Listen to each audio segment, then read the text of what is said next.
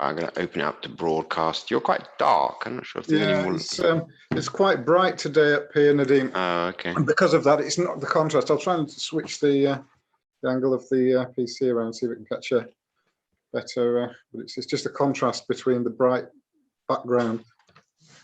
It's slightly better at that. Yeah, the network's not seem to be working. I can't save slides.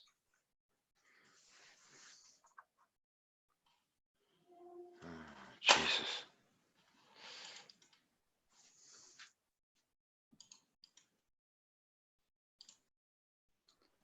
Perhaps we could just let them know it'll be up at some stage in the next hour or so. Yeah.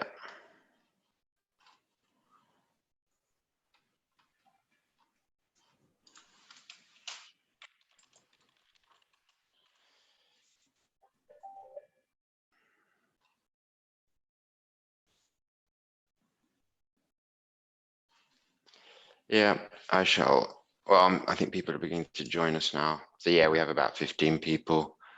See, John Best is in.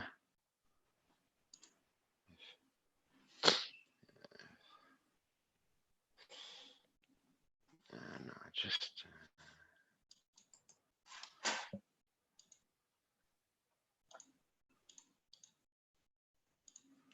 Okay. So yeah, we should be good to go in a minute. We're just gonna wait for a few more people to join us. Good morning, everybody. Welcome to Heroes 6, the final episode. 18 hours. We're here obviously with Charlie Rattan, who you had in Heroes 3. It's like a Star Wars chronology, trying to remember. Okay, so yeah, we are live on YouTube and just need to try and get those slides to be accepted by the platform. Let me just check in YouTube. It's just me. Okay, if maybe wait another sort of 2 minutes, Charlie, before we start, just for some people to come in, because the technology today is a little bit slow. I'm going to try and post your slides again, third time, lucky.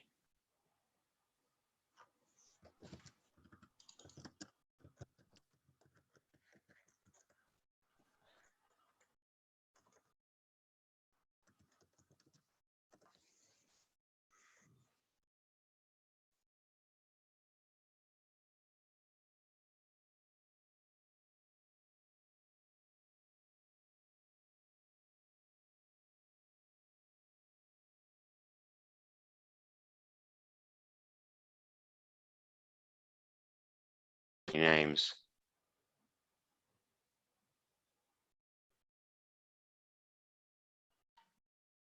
Ah, there's Christian. Yeah, I need to speak to Christian.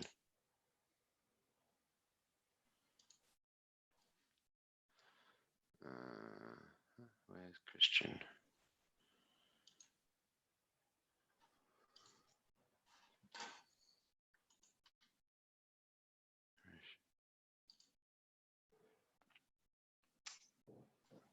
Hello, Christian. John, can you hear me? Yeah, we can hear you loud and clear. Okay. Yeah, I saw the message. Yeah, we're keen to bring you in and have a chat at the end of the session. If you wanted to share some slides, I can send you a new link, Christian, if you wanted to talk a little bit about the project and some of the work that you're doing. Okay, all right. So I'll send you an email and you can re-enter, and that way you can share some slides.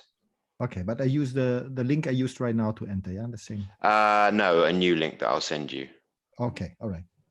All right, many thanks. Speak to you later. Okay. Yeah. Cheers. Oh, that's quite handy. Yeah, I didn't know. So that's Christian Foduk, who's the managing director for projects of smart energy. So he's going to come on to the session at the end and talk about some of the commercial opportunities that they see. So we'll actually be able to speak to someone who's actually building a green hydrogen project. And also Smart Energy are obviously the sponsors of the Heroes. So yeah, we're good to go now. Charlie, I can see we're being joined by people both on YouTube and obviously here on Zoom.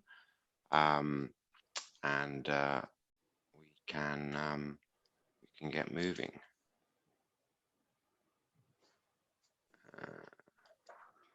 Okay. So yeah, if you want to start sharing your screen, and I'll sort of check it's visible before I leave you.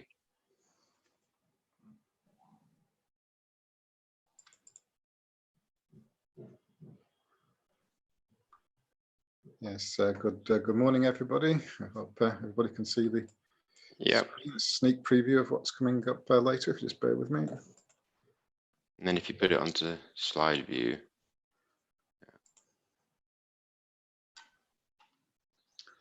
Okay, hopefully that's visible to you. I'm your host, I'm Charlie. Good to re-engage with you. I hope that you found the wind and hydrogen session last week useful. Thank you very much indeed for all those people that got in touch with me afterwards. Very much appreciated. And I hope that you found the sister sessions interesting as well as I did. I enjoyed listening to John and to Cristiano yesterday. We'll readdress some of the things that both speakers said. Obviously, they've gone into more detail about certain things, so I will just readdress some of those more lightly. But lovely to be with you again today. So I'm Charlie, as I say, and without further ado, let's talk about the business opportunities for the hydrogen economy. And this is what we're going to be covering today. We're going to be talking about hydrogen, its uses, some of the rollouts and national plans. We've already discussed them, and we'll readdress some of them, particularly ones coming up shortly. The role of business in achieving some of the aspirations for governments, for regions, for other stakeholders. And I'm going to try and go into a little bit more detail about some of the recent contracts and announcements. There have been some schemes that I've been involved with, and I gather that the sponsor has also got something to say at the end about their involvement as well. So I look forward to hearing from them. So hydrogen, it's as we've heard, it can be made from a number of sources. It can be made by pyrolysis, which is a very high temperature chemical reaction. We've not really covered much about that. I noticed that Cristiano mentioned it, as it did in John. And I suppose one of the reasons it's not really mentioned is it's because it's very high temperature, but very few people, certainly from a renewables green tech background, are really going down that route.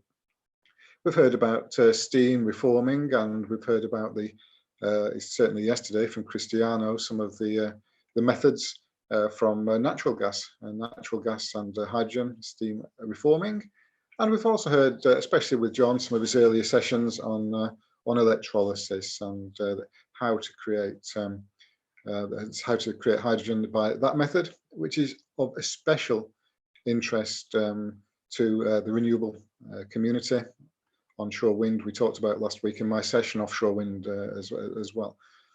But there have been a number of demonstrator projects, certainly here in the UK, and some of these are now starting to yield certain results. We're going to talk today in some detail about HyDeploy and HyNet, the various stages those two initiatives, and we will come back to them as we go through the various stages of their progress. But the first one of relevance really today is the demonstrator project here in the UK, which we're going to talk about HyDeploy.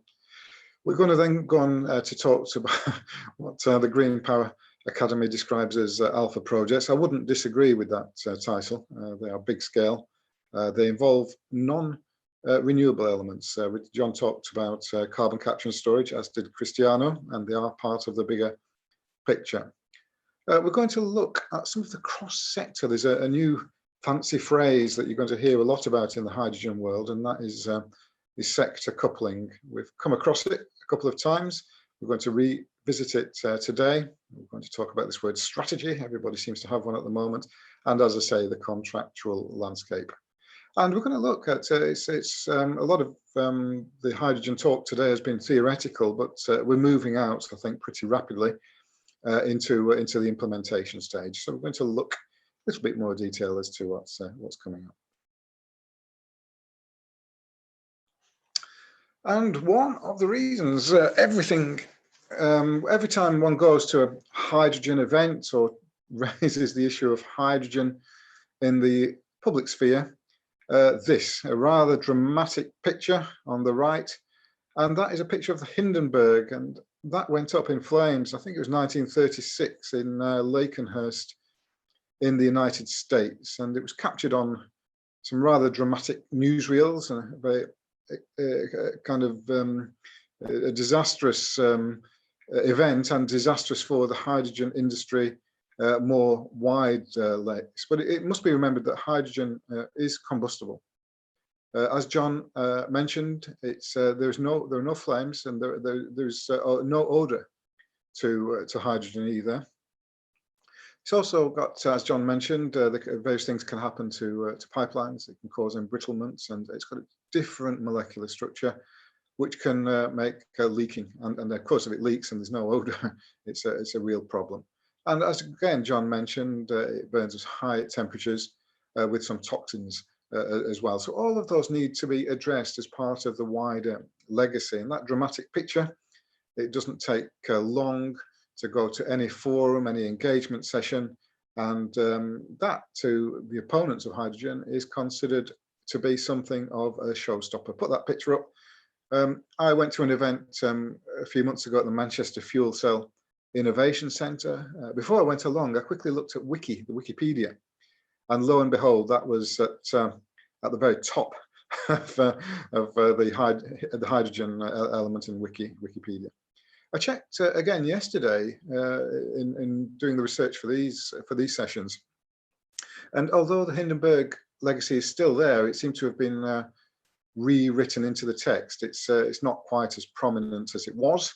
Somebody, I don't know if it's somebody from within the industry, may have had a look at the Wikipedia entry and thought it's not really the narrative that we wish to stress. A little bit more on the Hindenburg. It was a Nazi German invention in the 30s. Hydrogen, as we've mentioned, been around a long time, but they had the idea of using airships filled with hydrogen. The feeling in the industry is that although the event clearly happened, is that actually hydrogen may not have been quite as guilty as previously thought. The feeling is that it is flammable, but actually it was a combination of electrical storms, some paint, discharge and electrical interaction, and that although there's a hydrogen element, it's actually not as bad for hydrogen as initially appears from that rather dramatic image.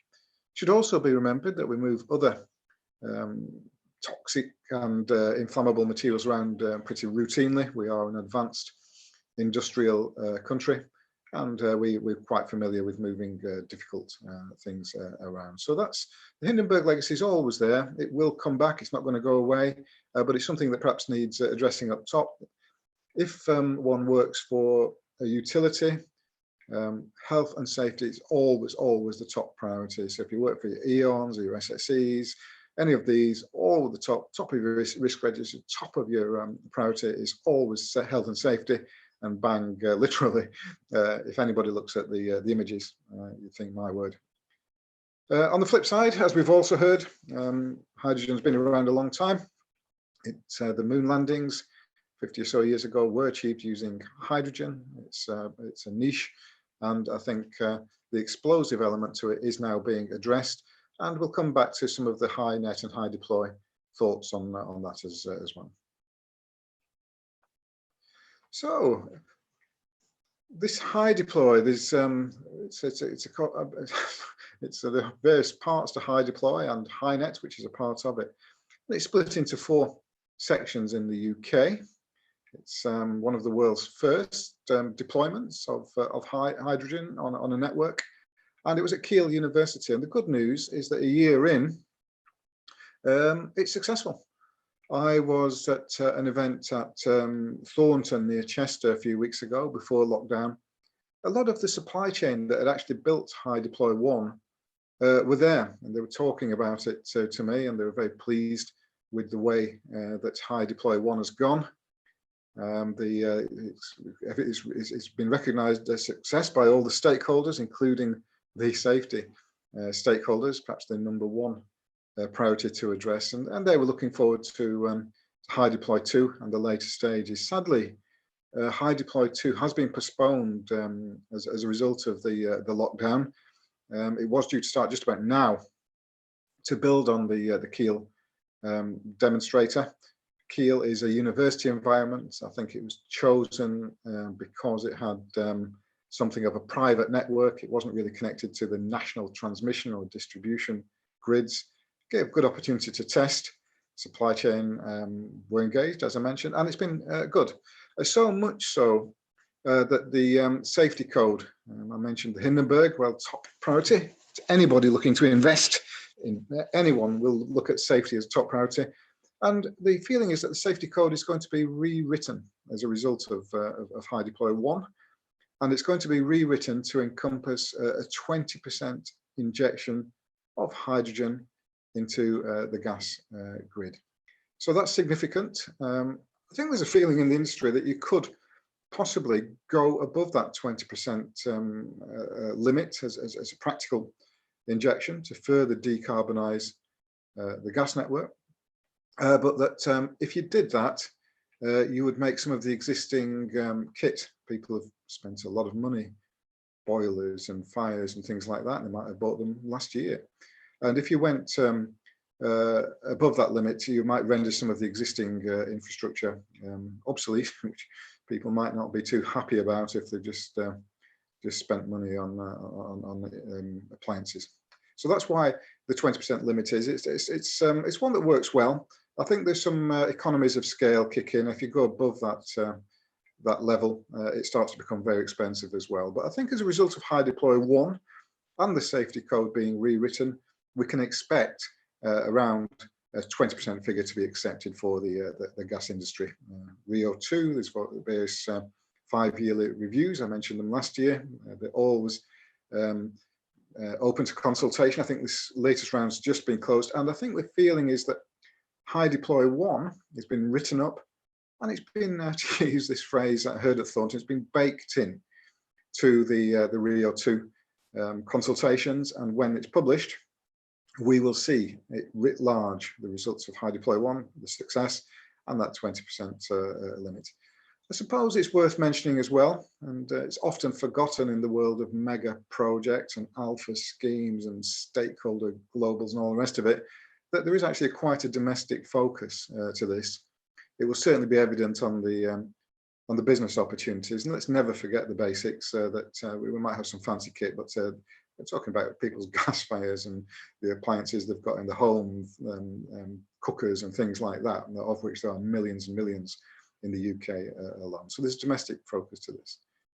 Just going to pause for a section. I noticed that some my Q&A is flashing, which indicates that, or it's gone red, which indicates that we may have some feedback, which I love. So Tony, here we go. John, hydrogen, no flame, no odor. Doesn't methane have to be added? Yes, there is some. I know they already do this, John.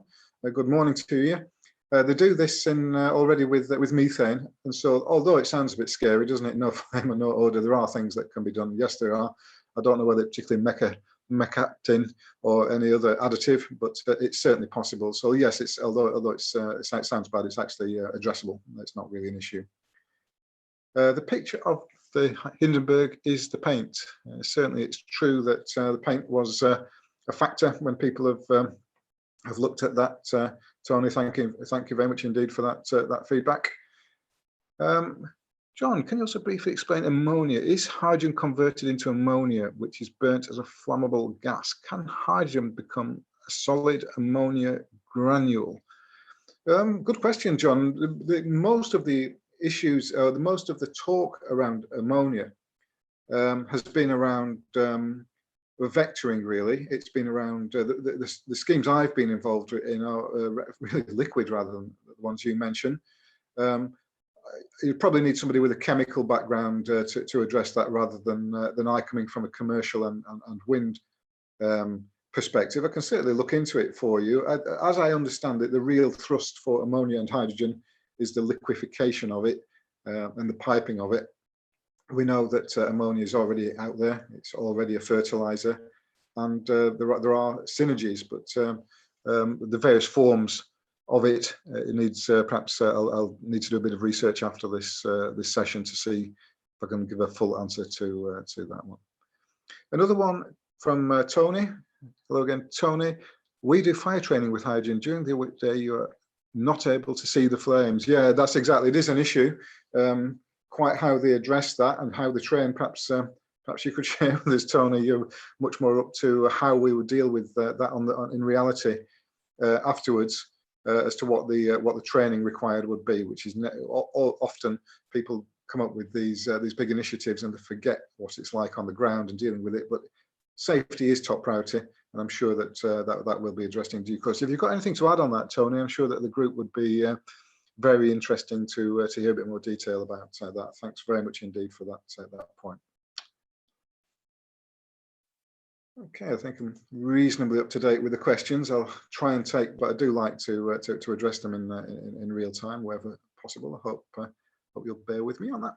On to the next slide, and this is what was planned next. We keep you'll certainly hear a lot about the various stages of High Deploy 2.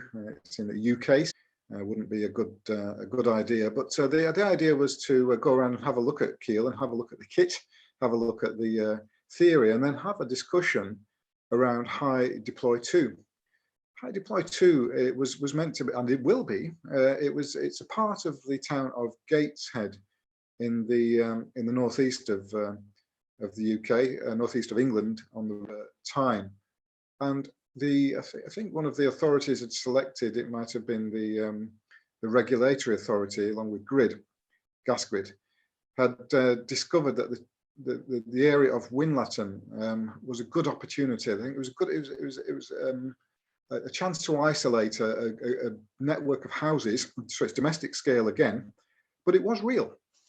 And this is where we could address the issues, real issues, rather than a theoretical one at Kiel University.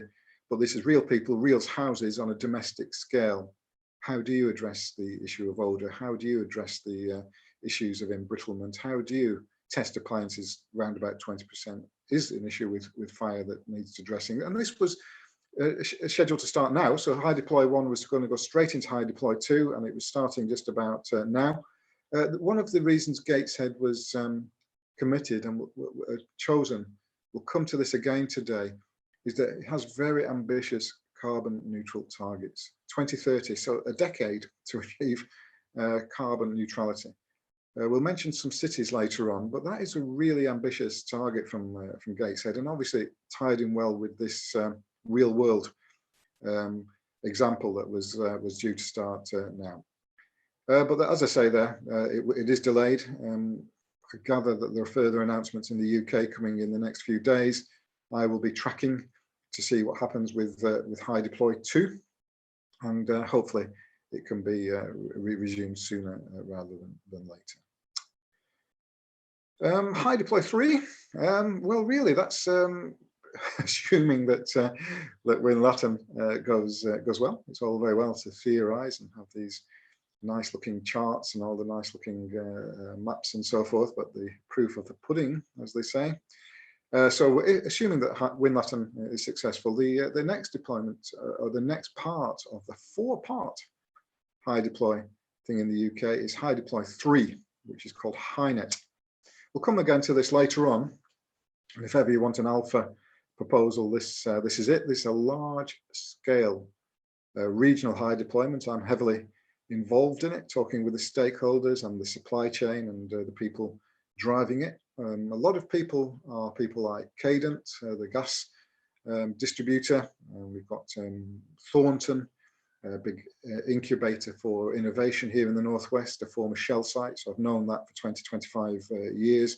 And some of the people around Chester University and some of the Kiel people, and the Manchester Fuel Cell Innovation Centre involved with it as well. So I think the reason that I'm particularly interested in HyNet is that one of the front runners, perhaps the front runner, is the northwest of England, of which I am a part of. It's slightly more Chester based, but as soon as you get beyond Manchester, Warrington, Chester, Liverpool, Northwich, it becomes really interesting, the elements of HyNet 3. And we'll talk a little bit about more of that later. It is important to mention that it is still largely carbon capture and storage, CCS, but as we mentioned last week, one of the key areas in the round 4 offshore leasing round happens to be Liverpool Bay.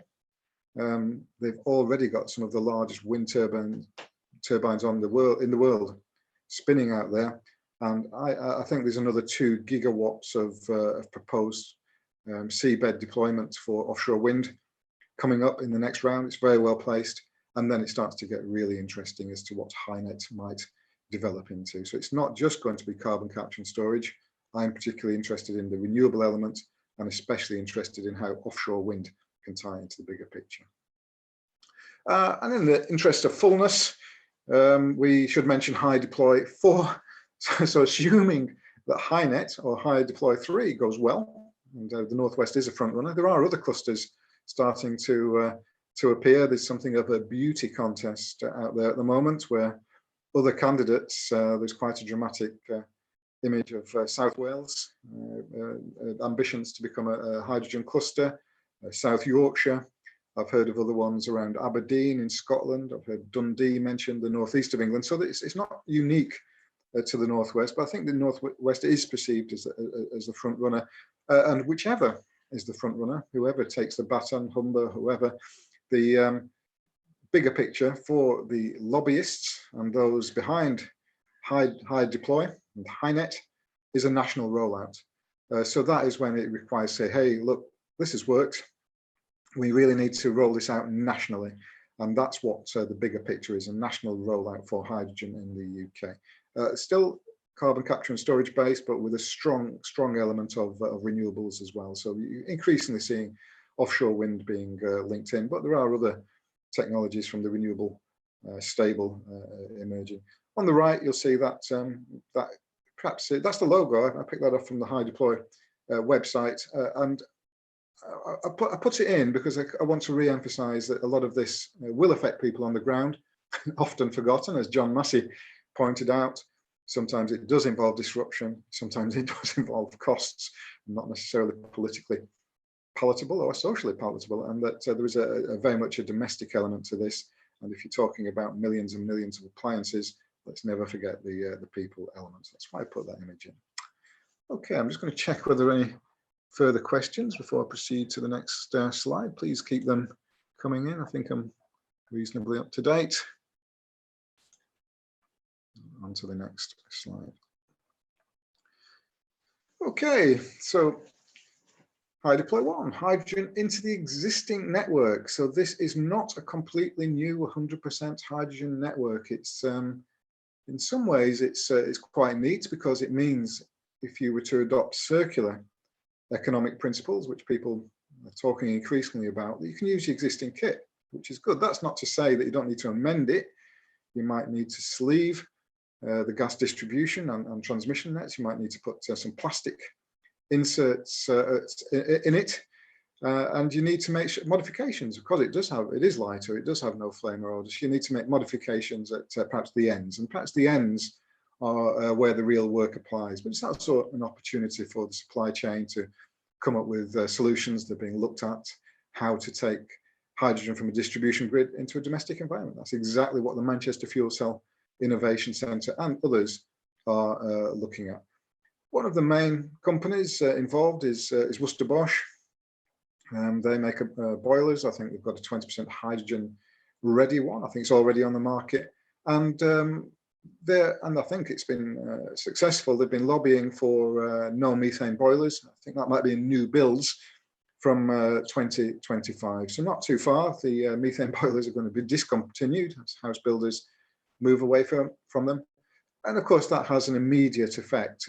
People will now start to think, well, should we really be investing in methane? Who's going to buy them if they're going to be discontinued in 5 years' time? So although it's people time to plan, time to be aware, to get the infrastructure in place, do the testing, get HyNet 1, get HyNet 2, get all the things in place so that when the methane boilers are discontinued, there is a replacement. Worcester Bosch appear to be at the front of that pack. So that's where we are. And I think, I seem to remember, don't quote me on this, but I think about 14 million, something like that, boilers in the UK. So if we're to go down the retrofitting route, we are talking about almost a dash for gas too, which I've heard discussed in some of the hydrogen forums. How could we possibly address that without some kind of phased plan? So that's the bigger discussion in the background. Just bear with me. It looks as though another question or two has emerged onto my Q&A panel, so I will happily address them. And it's one from John. It says, thanks, Philip. A great example of socially distant network at its best. Thank you very much indeed.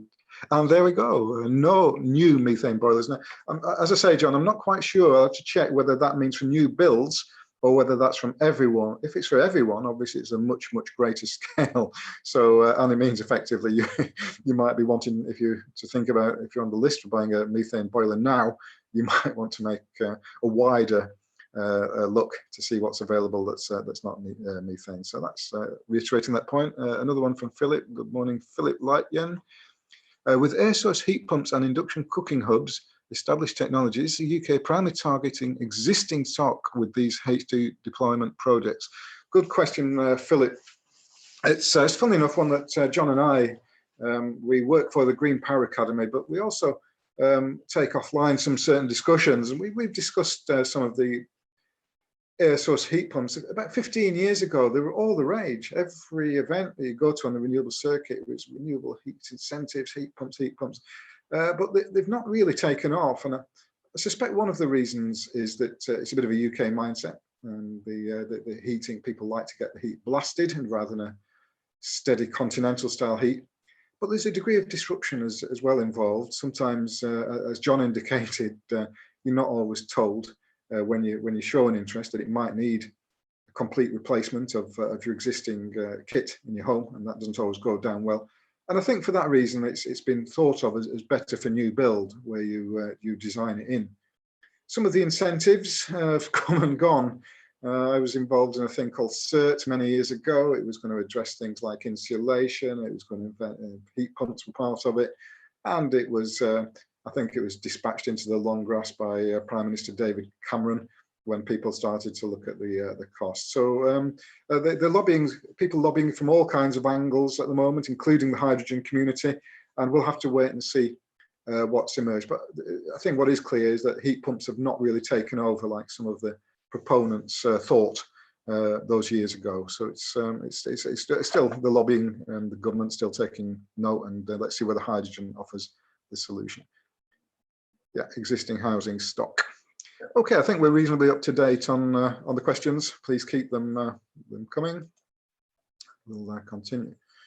Okay, the Green Power Academy is particularly interested in what they call alpha projects, and as I indicate, that's rightly so. And so this is moving from the previous image of a domestic house, which is one of the HyNet images.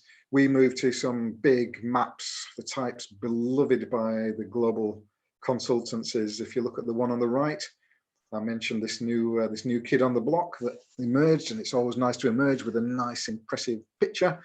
And sometimes it's, the cynic in me says it's just a picture, but you can see that on the right, if you look, that there are attempts to integrate that. You see offshore wind is on the image, but carbon capture is pretty much on the image as well. And you've got other elements feeding into the bigger picture. And I think this is what the south of Wales is looking at. South Wales, curiously, has also reversed itself into the round 4 offshore leasing project. There was a project with Total, who are very strong in the south of Wales. They've got existing presence there, and suddenly they've announced an offshore wind project, which might tie in very much to the release and timing of this graphic. We'll come back to Costain later because I've done some work for them on another area, but they're also heavily involved, a major UK infrastructure project developer and supporter. They do the ops and maintenance as well, and they're keen to keep their workforce engaged, and they've committed to net zero, and they're heavily involved in the South Wales cluster. So it's a rival in some ways to the Northwest, but it's also complementary as well. So you see that often the same companies are involved. They're taking a strategic view. They're starting to incorporate pipelines. They're starting to incorporate vessels, ports, which Cristiano mentioned yesterday, and indeed offshore wind, which I spoke a little bit about last week. The one on the left, and these two images are hot off the press. We're talking about the last 2 weeks. These have spluttered into the public domain. I thought the one on the right, the Total one, was particularly interesting. Firstly, the announcement of an offshore wind, which has been buried in some of the noise of around offshore wind, but it is out there, it is findable. And then suddenly this emerges. And then looking at the left, Scotland, one of the key points, these are both key points on the gas grid. There are only 4 key elements on the UK transmission grid, and these cover 2 of them really, and South Wales, and especially the one on the left is St Fergus. And I suppose the interesting, and again the cynical part of me, is a bit of deja vu. I was with SSE many years, and at the time St Fergus was of great interest, but not because of hydrogen. It was interest for carbon capture and storage, yes, and methane. So the idea was, and I think SSE had linked up with another former company of mine, Shell. We've got some aging oil platforms, fields.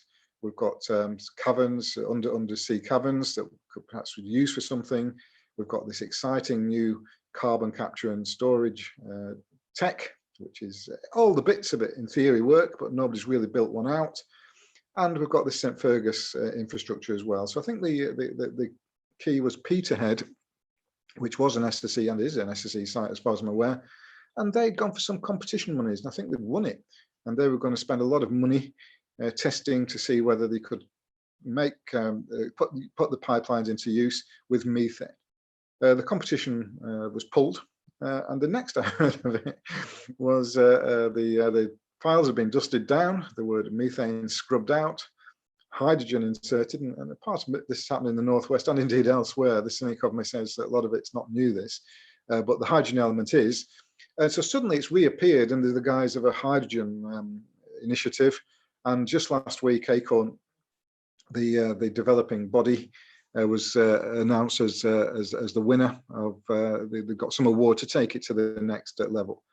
St Fergus, I think there are 4 major injection points into the transmission grid, and St Fergus is one of them. You've got a combination of aging kit, aging assets. You've got SSE, one of the more sustainably minded utilities. You've got strong drivers in Scotland, very ambitious decarbonisation net zero targets for Scotland as a whole. It's ahead of the UK, and then Glasgow and Edinburgh ahead of that as well. So very, very ambitious targets, which means that the offtake element might be addressed, and then this Acorn scheme, which certainly both of these come into the category of alpha projects. They are carbon and capture based, so it's steam reforming, it involves pipelines, storage tanks, some of the things that Cristiano mentioned yesterday. They're not really driven by renewables. However, in Scotland, we've got ScotWind coming up. Quite close to this this map, you've got a thing called Buchan Deeps, and that is where the floating offshore machines from Equinor are very successfully generating. I think there are 6 machines of 5 megawatts each, generating away at a very, very high capacity factor. John Best mentioned last time that Tampen, an offshore scheme, is a floating offshore scheme, will not actually have an electrical grid element to it, or it's not prominent. The actual power produced will actually power 5 oil and gas fields. And I wonder whether something similar is being thought of here. And it would be good to superimpose at some stage the next generation of ScotWind, which is commercially confidential at the moment, but I wouldn't be surprised as they say. If there were to be offshore wind and floating offshore wind, absolutely where Acorn is being considered there. So these just last couple of weeks, they've both been awarded government funding. I think I'm not sure on the Wales one, but certainly Acorn for Scotland. And there we are. I've actually put the figures in. £2.7 million. Well, you're not going to get a major project away for that kind of money. It's peanuts in comparison to some of the monies, but it is willing now allow it to go to the next step. And they would say Acorn methane to hydrogen, £2.7 million awarded. So we'll watch that one. I'll just take another pause to look at the questions. I'm mindful of the time as well, but I will make good the time in the morning. Here we are. Thank you again, John. St. Fergus also looked at carbon capture to re-inject to reservoir to promote enhanced oil recovery. So there we are. Absolutely spot on, John. Yes, obviously well informed on the Scottish scene, and I know that SSE and I believe Shell were heavily involved in that as well. Philip, again, one of Christian's points is the need to create demand to underpin. Absolutely. Substituting grey hydrogen production seems a no-brainer to reach scale faster. Why are almost all skips from the harder industrial heat and much harder domestic heat? Blimey, I'd have to think about that one. I suppose if you're going to decarbonise, there are a whole heap of routes to get there, Philip. I suppose the gas grid is creaking. The wider gas grid is creaking, the distribution grid. 60, 70 years old. I've been to it. I've had a look down it. Likewise with the transmission grid. And if you think the distribution grid is creaking, have a look at the transmission grid. It's a bizarre sight. I went out to a site and I saw, surprisingly, a couple of old jet engines pointing downwards, a couple of Hawker Siddeley aircraft engines, must have been from the 1940s, pointing downwards and blasting what they call pigs through the system. And these pigs fly around the gas distribution network, which must be 60, 70 years old. It wasn't really designed for such a long length. It's done well to last. And so I would have thought that because the distribution grid and because the transmission grid are old, then it makes sense to replenish them. And of course, at the end of the grids, you've got your industrial and domestic users. And some of that is quite old as well. So there is a natural rolling upgrade on the consumer side. And that is being perhaps augmented and speeded up with the move to hydrogen. Some of the people like Worcester Bosch are ready, but it's an opportunity as well. So I think some of it was happening anyway. I do think it's a part of a bigger picture, but I suppose where the real units occur, the real mass production, that is on the domestic side rather than the industrial side. Yeah. Okay.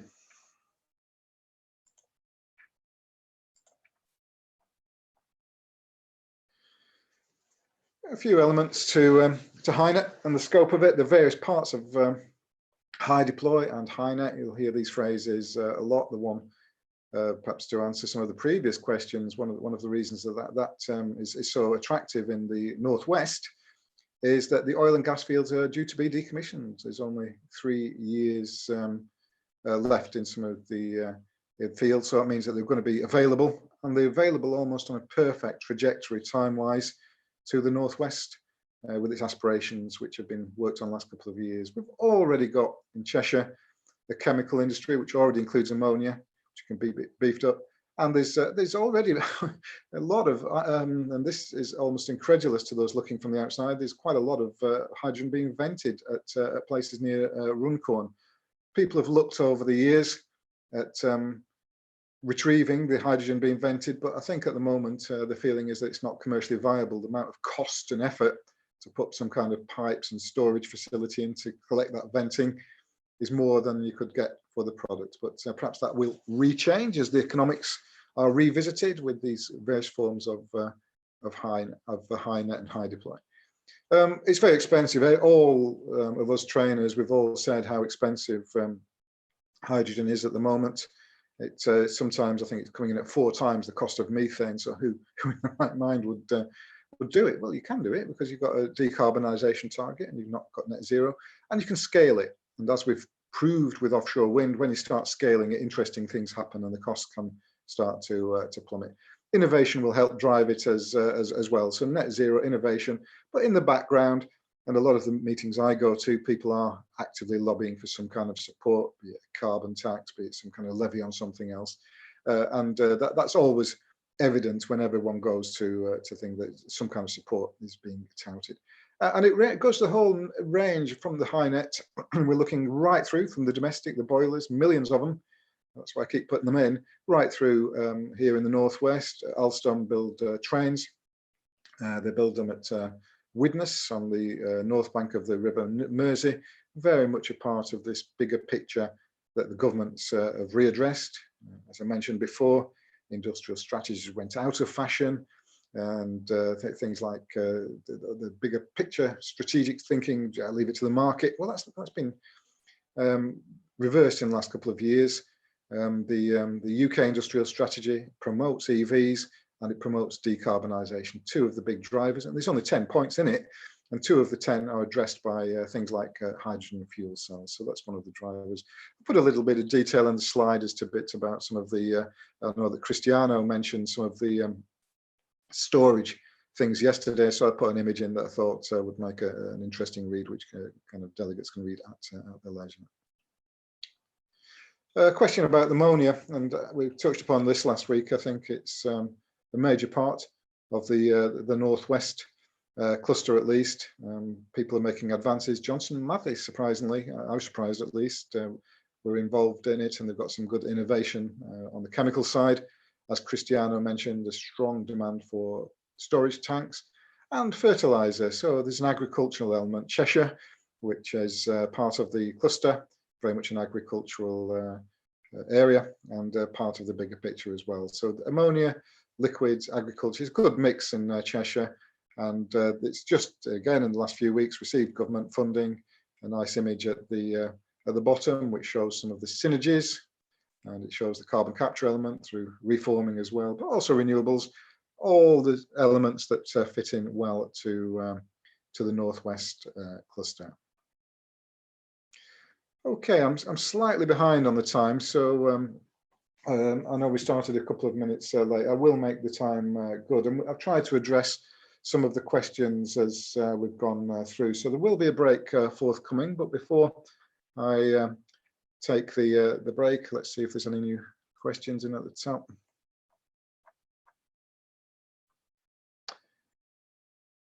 I think we've addressed Philip, so I hope so. And one from Bogdan. Good day to you, Bogdan. Is the power generation indicated in the scheme with H2 fired gas turbines 100%? I suspect it will not be, Bogdan. I think these are images that consultants, certainly global consultants, tend to put out and then get themselves into a bit of a lather about. Often they're produced, I feel, for lobbying purposes and trying to get politicians on board. I think the key thing is that it's an energy transition.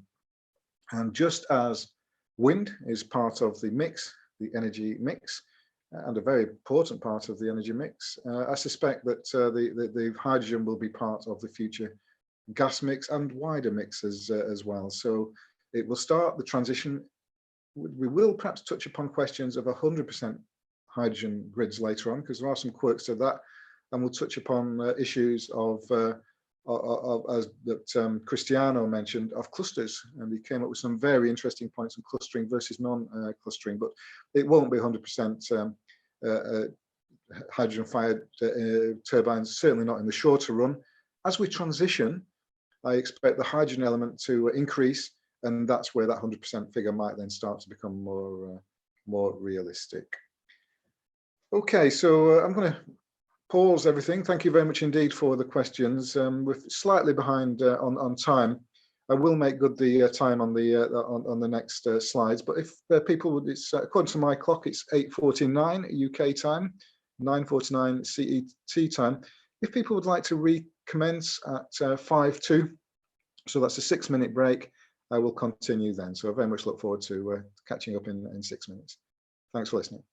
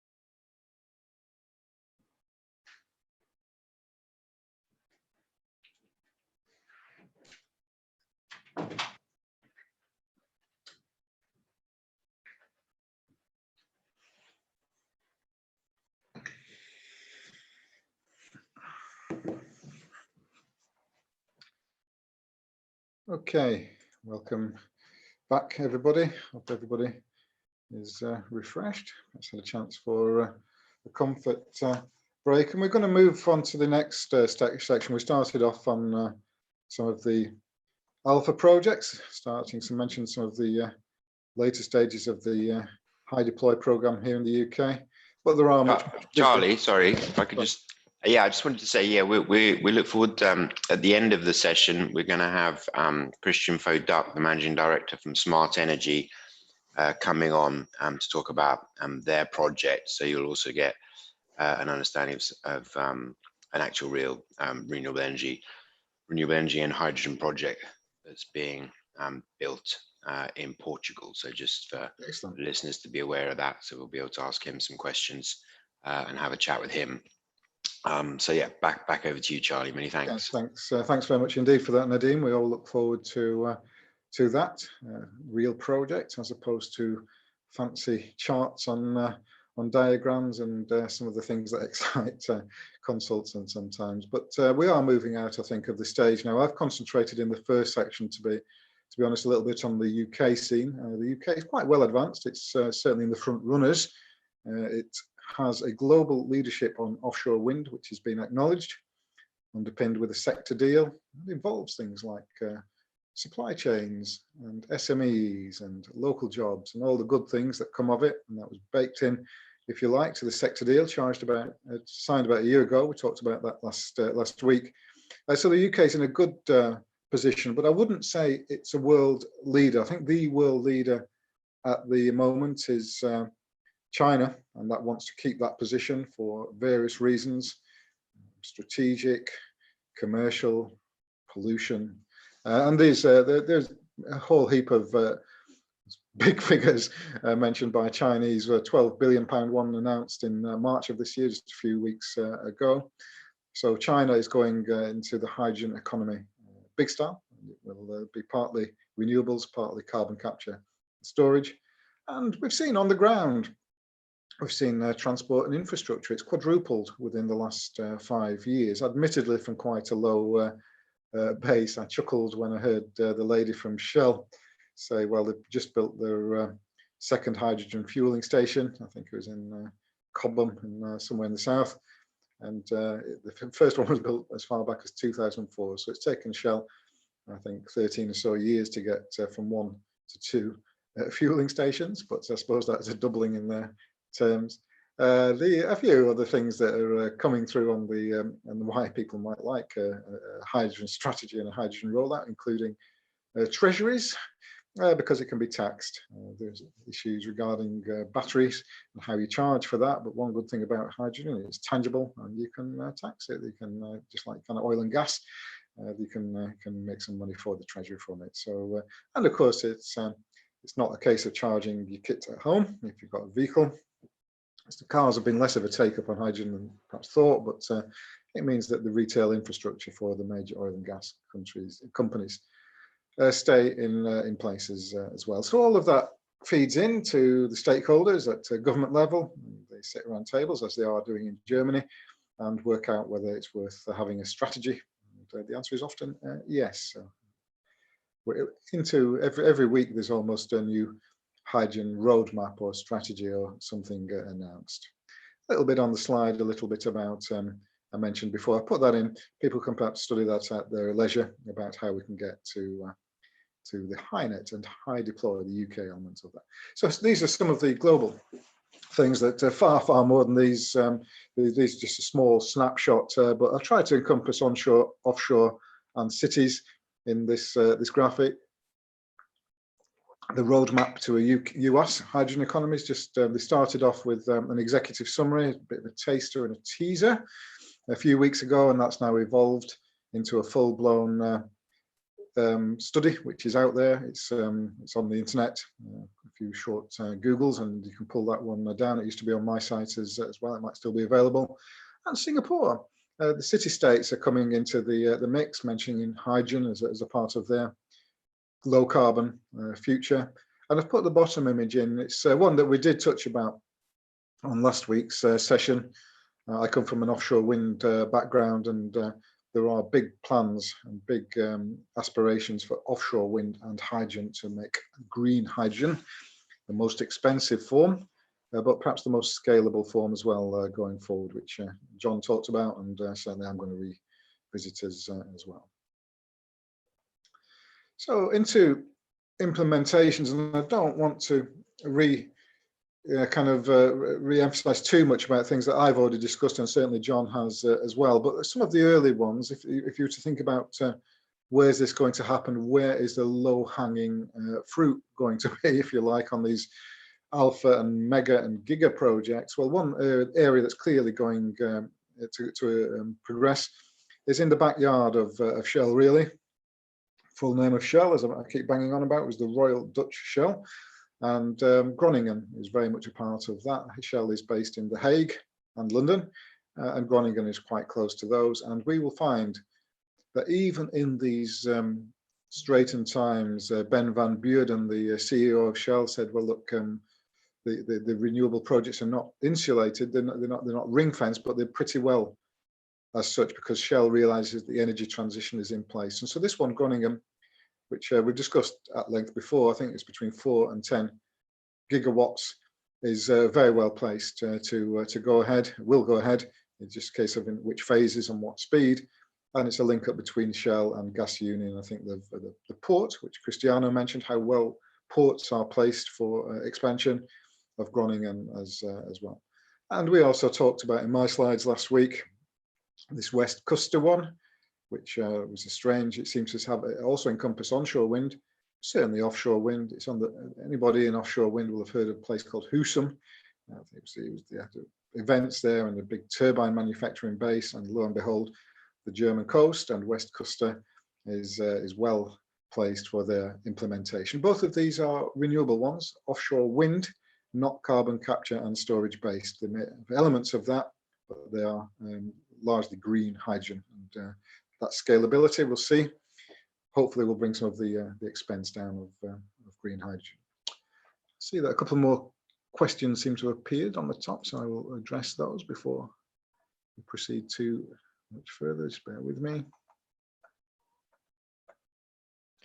Question from John. Maybe an opportunity for the various initiative and groups to aggregate and prepare a hydrogen sector deal. Absolutely. We have one for offshore wind and nuclear, oil and gas management to push to get one for, yeah. Perhaps now is the chance to, well, yes, I must, it would seem that all the elements are in place there, John, aren't they? We've talked about, I think yesterday, the question was discussed about local content, so it's already out there. Cristiano and the politicians will certainly want that. If certainly support is going to be requested, that will come at a price, and that price will certainly be based around jobs. And we seem to have a model, don't we? Because as I mentioned just a few seconds ago, offshore wind has done it. I think there are a number of sector deals out there. I think there's 20 or 30 of them. It's not unique, but I'd rather have one than not. The sector deal for offshore wind encompasses support through a CFD. It encompasses regular rounds of round 5, round 6, round 7, which will come from the Crown Estates, North and Scotland as well. So yes, I agree with you. Perhaps that's how do we get from where we are to pulling sometimes disparate. If we are couple sector, we've got things like the Northwest Energy Alliance. That might be a useful platform to start the lobbying, and other groups in the east of England and in Scotland as well. And perhaps it's time to put that into the ring and say, well, let's sit down and have a discussion around it. So very, very good point on that. Certainly all the elements are there. Oh, I just posted in hydrogen here. Yeah, I think that's not the point. CCM pattern, which might be of interest. Published in 2034, reporting in shortly back into August. Thank you very much indeed, John. I've got to agree. Hydrogen hero. Well, we all, I suppose, participants in this early course. Thank you, the Green Power Academy, for putting it on, for being being proactive is the word for that. Thanks very much. Okay, we continue. Keep the questions coming, please, folks. We're on to the next slide. There is a UK green gas strategy. Forgive the tongue twister. There's the graphic from it, and gas goes green. I think the feeling in the gas world. I've been involved, as you know, on Rio2 stakeholder panels and discussions, and I think there's a feeling that the gas world has not really much changed since the 1970s. Wind, or certainly electricity, streaked away with talks of brownouts and wind and renewables and smart grids and battery arrays, all the kind of things, and electricity has been very vibrant the last 20 years. But gas, it's been essentially left behind. It's just kept plodding on. The dash for gas happened.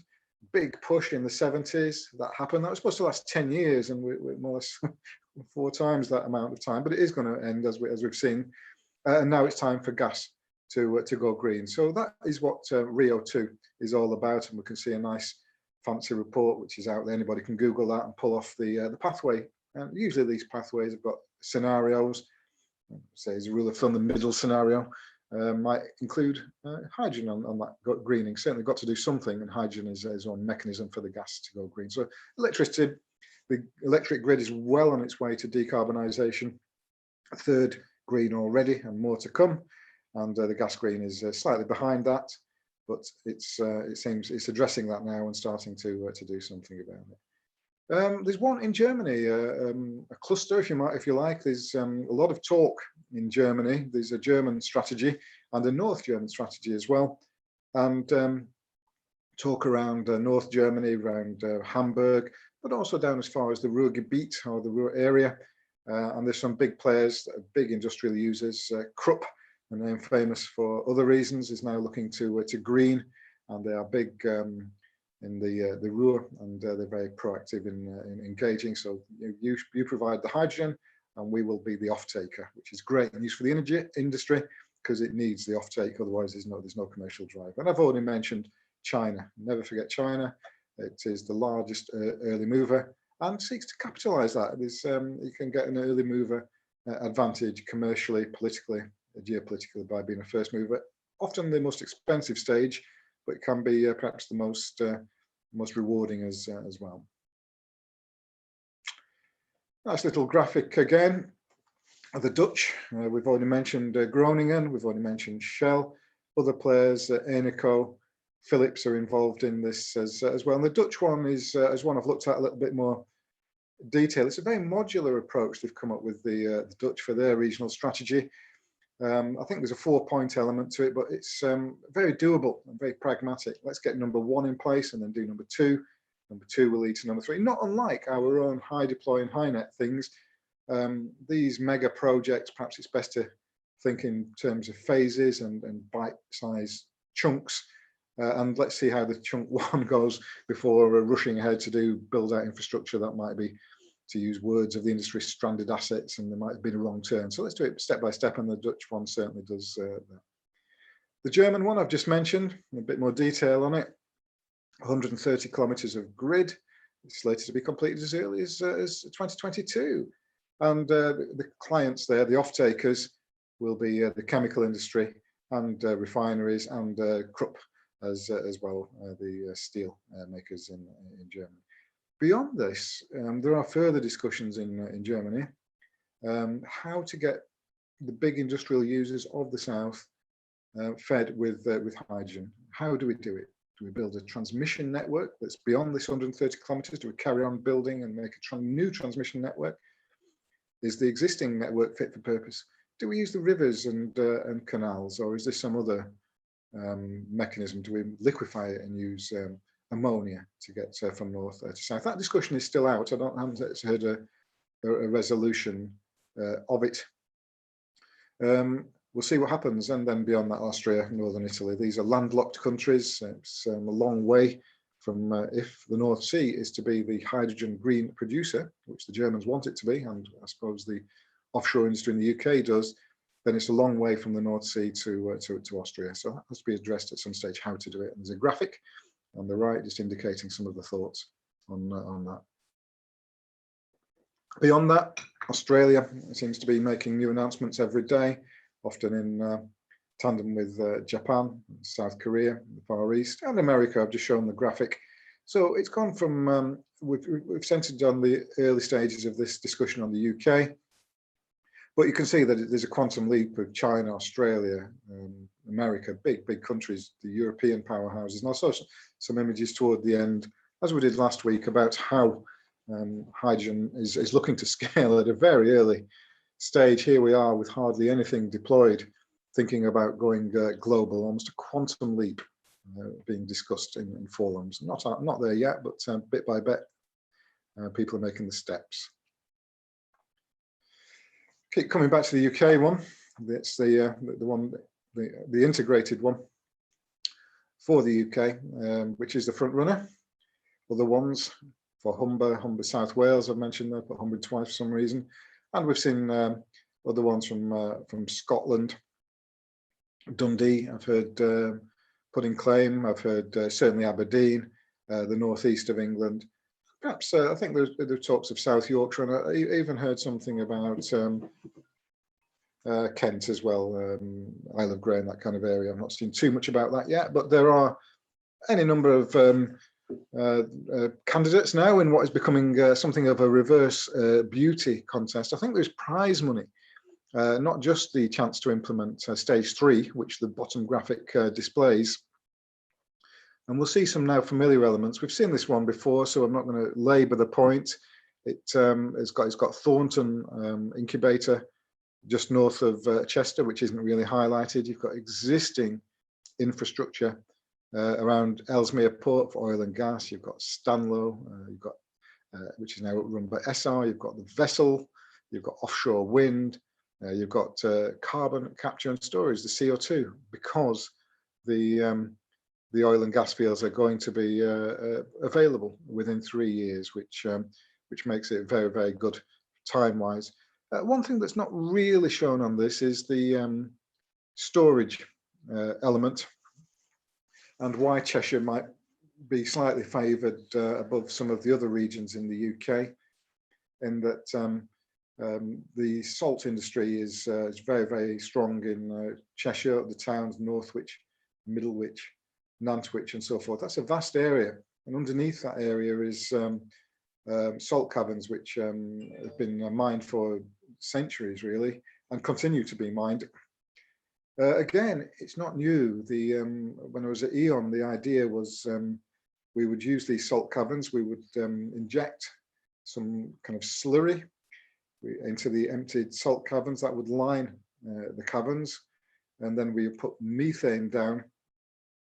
And at the time, it was very much a rush to gas storage. I think a couple of very severe winters had stretched the system, the gas network to the limit, and we'd make these salt caverns into giant methane stores underground.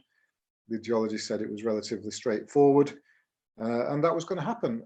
Then the industry shifted. A few mild winters, the gas price didn't move in some of the directions expected, and I suppose the growth of renewables. E.ON then started to build out Robin Rig and the London Array and Humber Gateway Array, and they proved very, very successful. So within E.ON, a message was sent out that renewables was perhaps the way forward, and that perhaps this gas facility was perhaps not the priority that it perhaps once was. When you work for big utilities, you can find curiosities. You can find that your project, a renewable project, might be up against a gas project. So you might go up against the board. You've done all the work and all the engagement and the figures, but there's a rival candidate from another tech. Always leads to a nice, enjoyable piece of tension. So you might be up against Kingsnorth, or you might be up against some gas facility, and you might find that you don't prevail. But as the success that has been offshore wind has fed through to the utilities, that has got easier. You're up against the board, they're more familiar with it, the existing kit is working well, the banks are happy with it, and suddenly renewable projects can prevail. And one of the reasons, I suppose, that the gas, which could be methane, I don't know if it'd be possible to transfer it across to hydrogen. I don't see why not, but it gives a chance to dust down the plans for the salt caverns in Cheshire. And I suppose the sheer scale of these caverns means that you're now into the arena of what you might call seasonal storage. So you're not talking about 24-hour cycles, you're talking about winter storage. It's on such a vast scale, miles and miles of tunnel, big scale, and it's still being expanded as we speak. So you dust off these plans, make them fit for hydrogen, and suddenly the Northwest has a hydrogen seasonal storage. So the hydrogen can be, as I say, created by carbon capture and storage, this SRM process, but also there are onshore wind farms in Cheshire, some, but increasingly the 2 gigawatts plus the existing infrastructure, plus others behind it, offshore as well. Suddenly that seems less fanciful. So then you would be into the realms of piping. Well, some pipelines may exist. Do you put a new pipeline network in? Do you use the existing one? You can see that more questions are coming in. So let's have a review of the questions.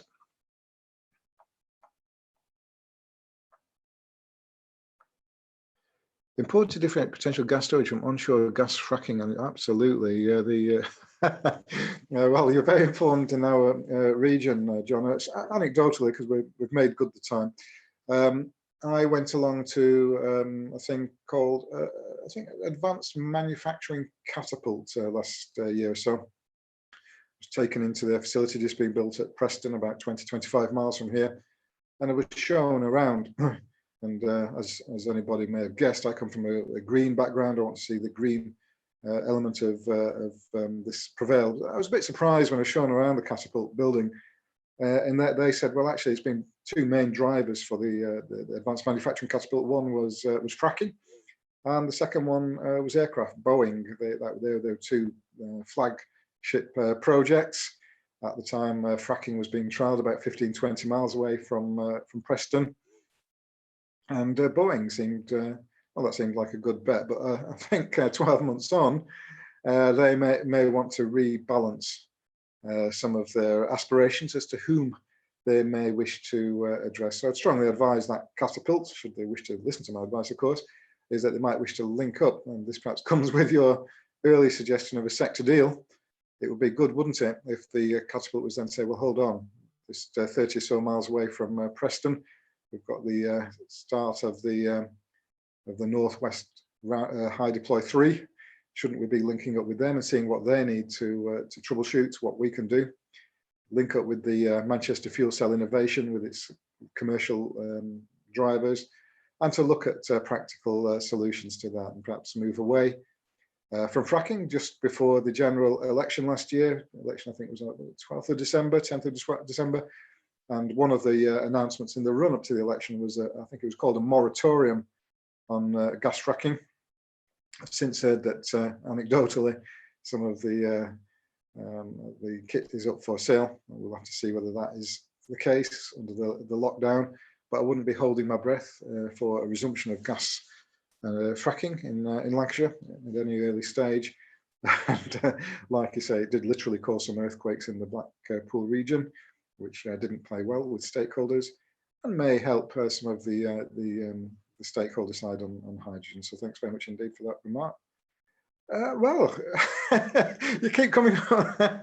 Well, perhaps we should take some of this offline, John, and perhaps we should call I've got some good contacts within the Advanced Manufacturing Catapult at Preston. Perhaps we should invite them to a conference call and invite them to switch the Catapult to become a hydrogen Catapult. To be honest, it would be quite a good move. We've already got in the region, and this is one of the reasons why the Northwest is favoured. We've got the Fuel Cell Innovation Centre at Manchester.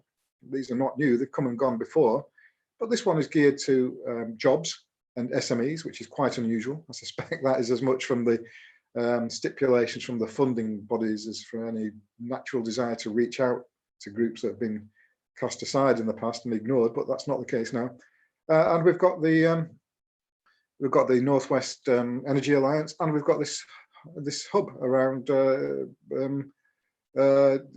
Thornton and Cheshire, and some of the people with the grandly named Northwest Hydrogen Alliance, who seem to think that the odd press release is going to suffice. So perhaps it needs a bit more vim injecting into that. If you want to take a call, if you want to put something out on this forum, there might be an interesting discussion to be had about a catapult for hydrogen. I'm actually looking at it. I'm surprised that nobody's is out banging the drum for that already. But sometimes it needs just that. A comment from John Massey. Hello, John. A comment rather than a Q. banning gas boilers by 2025. Key points. This proposal was for new homes. That's right. Thanks, John, for the clarification. New build. 2, it was a proposal ahead of a consultation, which just ended for submission in February.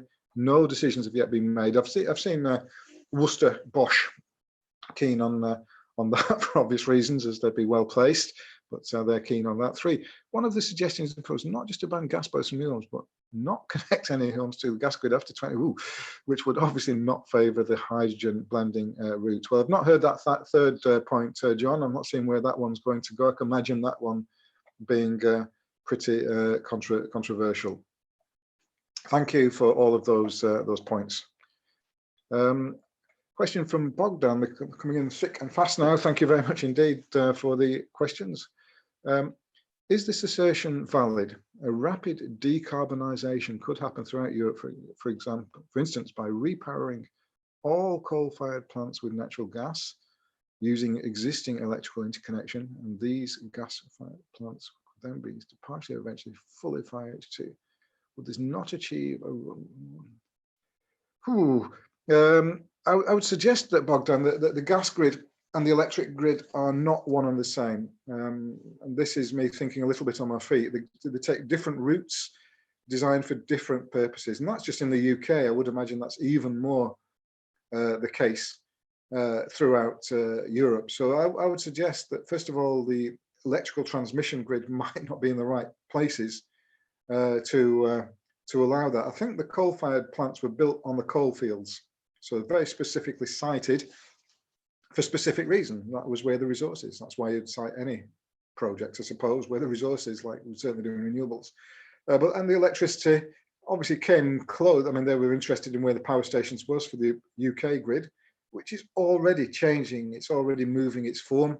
The electricity grid has 10-year plans, and you engage with them, and you're invited to the table. If you've got £140,000 spare, you can have an initial chit chat with grid. So it's not a cheap conversation to have. It would need a degree of top-down, almost CEGB and the like thinking to take that on board. So looking politically, as much as always worth bearing in mind, I would have thought that might favour somewhere like China, where perhaps the consultation is more of a top-down process than the organic process perhaps favoured in democracies. There might be a case for it in certain instances, but I would suggest that it might not work well in democracies, and the stakeholders would have to be engaged early, and there'd have to be something for them. But it might work in certain countries. So it's one that I'm struggling to come to a clear-cut answer for, but I think it would be difficult in our makeup where the electric grid and the gas grid are not the same, and we've got a different method of stakeholder feeding into the bigger picture. I hope that answers your question. I'm not trying to fudge it. An anonymous attendee, good day to you. Are all these projects co-financed? No, certainly not. I suppose in a way they are. What tends to happen is that there's a bit of one of the reasons for all these fancy graphics and hubs and things is to engage politicians, and to show, oh, there's an opportunity here for your region. We've got devolved governments in Wales, Scotland, and regional aspirations in the industrial strategy. And the government will certainly put seed funding in. So it will certainly say, well, here's a few £100,000 for this study, and here's a few million for that, to get things tested and test the picture. And they might do more than that. I mean, we've got John Massey, who is something of a guru on the side of policy. So he might want to add a bit about how the governments can disguise that support through various mechanisms. The UK has got CFD for offshore wind. And the stakeholder event I went to at Thornton, there was clearly a lot of lobbying for funding. This came from big, extant companies who are already there. They're incumbents, so it's hard to take when you've got incumbents in the market saying, well, we'll build it, but we want a subsidy, basically, which is what it boiled down to. And so the lobbying is out, and obviously it's not going to be cheap, certainly not in the early stages to transition. So governments are aware of it, but HM Treasury is perhaps creaking a bit at the moment, and it will look at the bigger picture. And hydrogen isn't the only technology out there, so it'll have to put a good case to it, but it might be in a strong position. You might say, well, circular principle, we can reuse existing assets. It's going to create jobs. It's going to create something of a cluster like we've already seen in offshore winds. And so we will give it some support. So it's not the same, but in the longer run, if that answers your question about being co-financed, it's a little bit under the counter through support rather than subsidies and incentives. And let's not forget penalties. You've got things, carbon taxi, you've got penalties for going into cities now. You've got net zero cities, Manchester 2038, it's only 18 years. How can they achieve that without hydrogen? Liverpool 2040, Glasgow 2030, Edinburgh 2030. You're not going to meet those targets, which are out there, without making some pretty drastic decisions, and that would certainly encompass hydrogen. So, and that's not government as such, that's local government, but still government in the round. John, if there's anything that you'd like to add to that answer. So I suppose that's a disguised form of co-financing, but you wouldn't call it that term. I think we'd look askance at that term. John Best, thank you, John. I'm glad to see you engaging on this one. A hydrogen catapult with its first deliverable has been, oh my word, I think you mean a sector deal rather than this Dector that seems to combine a whole heap of things. I think then the challenge John Best, I know you've got form, if you like, for being a disruptor, is to invite us all, perhaps to some, I don't know whether the Academy wants to take this on, but perhaps to have a discussion around the idea of a hydrogen catapult, what we need, how we get there, what to do, who to invite, that kind of thing. I know that's a bit of me passing the buck back, but I think nobody better. Thanks very much indeed for the next line, and very timely with its first deliverable in the sector deal. Okay, I think we're reasonably up to date, and we've made good the time, hopefully. At the moment, let me just look at, I should get my refereeing Acme Thunderer whistle out to see whether we're running back to the time. So there we are. I think we've answered the questions in real time. We are back on time, back on track for the remaining sections of today. So there is a 10-minute break, which I think is fair to extend to 13 minutes. I've got it as 9:27 UK time at the moment. If everybody would like to reconvene in 12 minutes, we'll look forward to continuing. So thanks very much, and thanks for all of the questions. It's making it a really lively session today. Thanks a lot.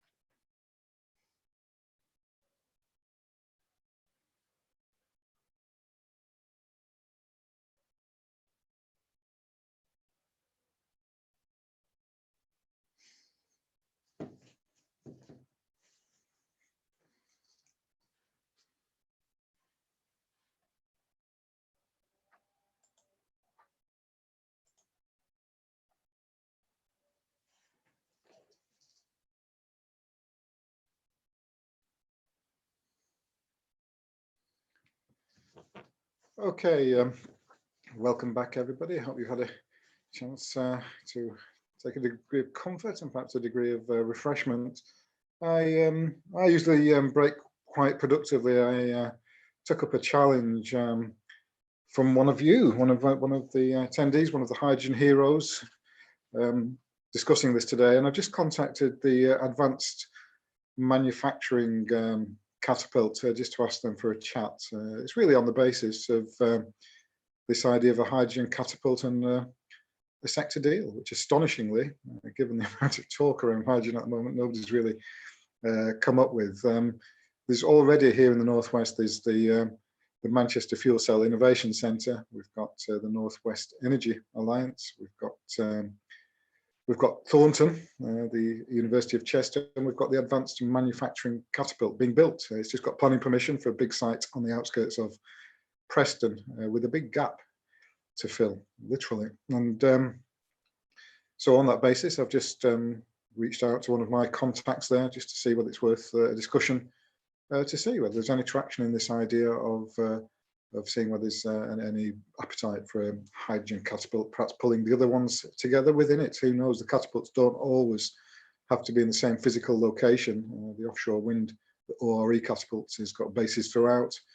There are energy catapults as well, but anyway, I've asked a question and we'll see what happens. So hydrogen heroes are living up to their name. So thank you very much indeed for that suggestion. I'm just going to, before I start the next section on the role of business, I'm just going to quickly review, see whether any more questions have come in during the break. And the last comment is, I think, up to speed. So welcome back. And the role of business. There was a question about government and co-funding it, but really we are in a capitalist society, certainly in the UK and most of Western Europe. And although the governments might set the framework, often reactively, the policy landscape, and put a few incentives and so forth, and sugar the pill and use the various mechanisms, usually involving sticks and carrots and things like that. It's actually the business that will carry out the donkey work, the bulk of the work. So we need to see, as this is passed down, the baton is passed from government to business, which is a circular arrangement. We need to see really what's needed, some kind of mapping exercises. The contract landscape, what you need if you are a business and you want to, you've heard about this, there's certainly a lot of talk about hydrogen, everyone's talking about it at the moment, so that's very good, but there is a difference between talk and actuality, and I'm grateful for Smart joining us later on. I'll leave a few minutes. I was going to talk a little bit about detailed contracts, but I'll perhaps allow Smart to tell us about the realities of things. I'll leave a little bit of space for them as well. But there are opportunities to look at contracts and how to get ahead of rivals, because business isn't one nice reason, just easy. Anybody that's been involved in the wind is that one of the projects prevails the same industry, not about technology. So that's a discussion. We need to think about a route to market. Some of them have been discussed tangentially, but if there is to be a hydrogen economy, as with any industry, you've got to have a route to market. And this has been a bugbear of certainly wind, certainly onshore wind, where the product works. It's done everything that's been asked of it. The costs have come down, the technology worked, bankable, and the local jobs, and then suddenly the route to market might be blocked. But there are other openings when that happens, and that has happened, and we're looking for some similar things. We need to be able to take the offtake, otherwise there's going to be no hydrogen economy.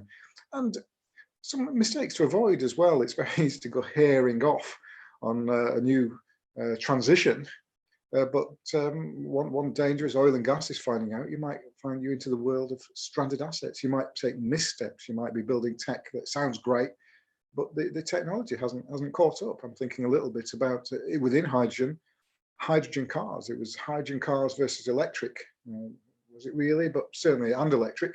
And it's not really happened for hydrogen cars. One or two examples, but certainly I think there's rumblings within Germany that you've got all these hydrogen fueling stations, and they didn't come cheap. but not much demand. So was that a misstep? Can you avoid that mistake? Should you really then convert them to a more likely trajectory to success involving HGVs, different design aspirations and so forth? So that's one thing we'll discuss a little bit as well. And as per usual, if you keep the questions coming, not the most exciting graphic of all time, I must say, that I've put in on this one, but I did put it in for the reason. And what I want to keep stressing is that we're in the world of mega projects and regional aspirations and roadmaps and all these grand strategies, but a lot of this nuts and bolts on the ground will be kit in people's homes. That's why I left that rather strange and rather dull, uninspiring graphic in there, just to remind us that there will be a lot of appliances and a lot of kit needed if we are to go to even some of the, the 20% hydrogen decarbonising. Even that needs a lot of thinking about as well regarding to appliances.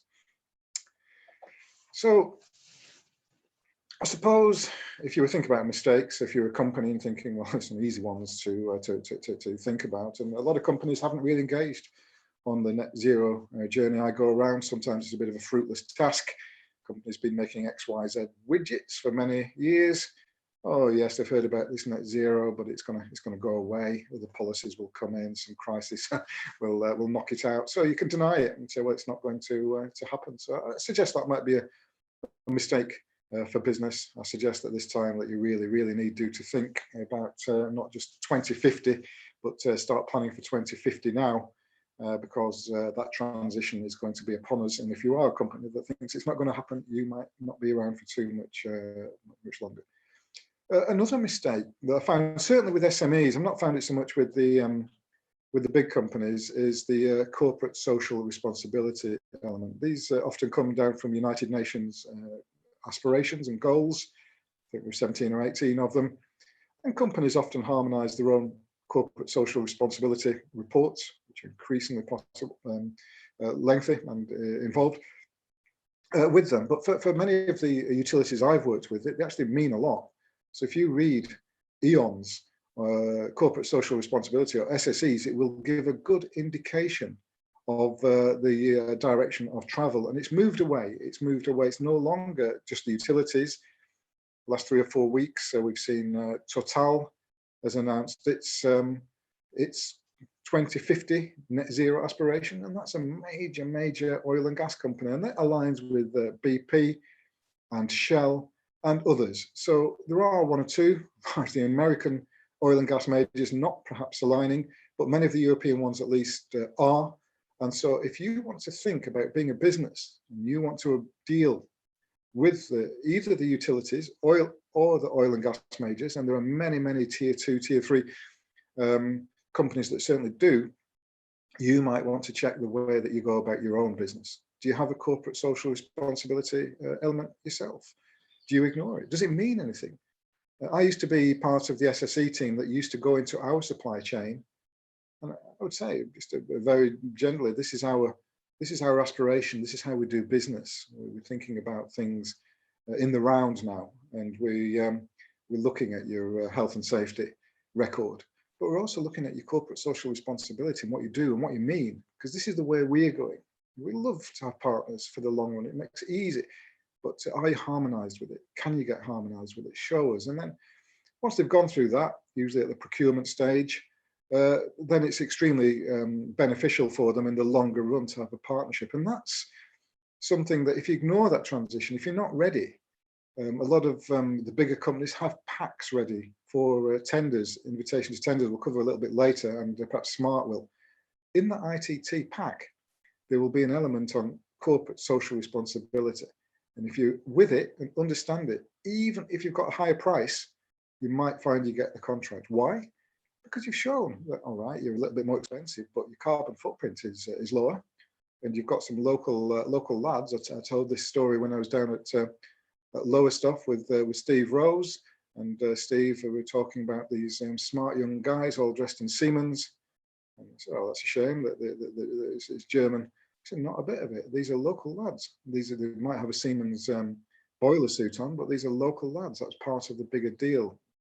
And if there is to be a hydrogen sector deal, as has been touted on this very Heroes forum, then I would suggest that a corporate social responsibility and supply chain harmonization would be two things very, very high up on the agenda to have that discussion. A couple of things that ISO wise, and again, it's not the most exciting part of, people don't tend to, they're more excited by regional strategies with maps of wind turbines and pipelines going striding across the country than they are about quality control documentation or internal audits or the health and safety policies. But if you are serious as a business about wishing to get engaged with the nascent hydrogen economy, you might want to look, and there'll be something equivalent in other countries, about whether your documentation is up for scratch, whether your quality control meets something. Ultimately, you're going to be going to a bank and asking for a lot of money, and the banks like it rigorous, they like it de-risked.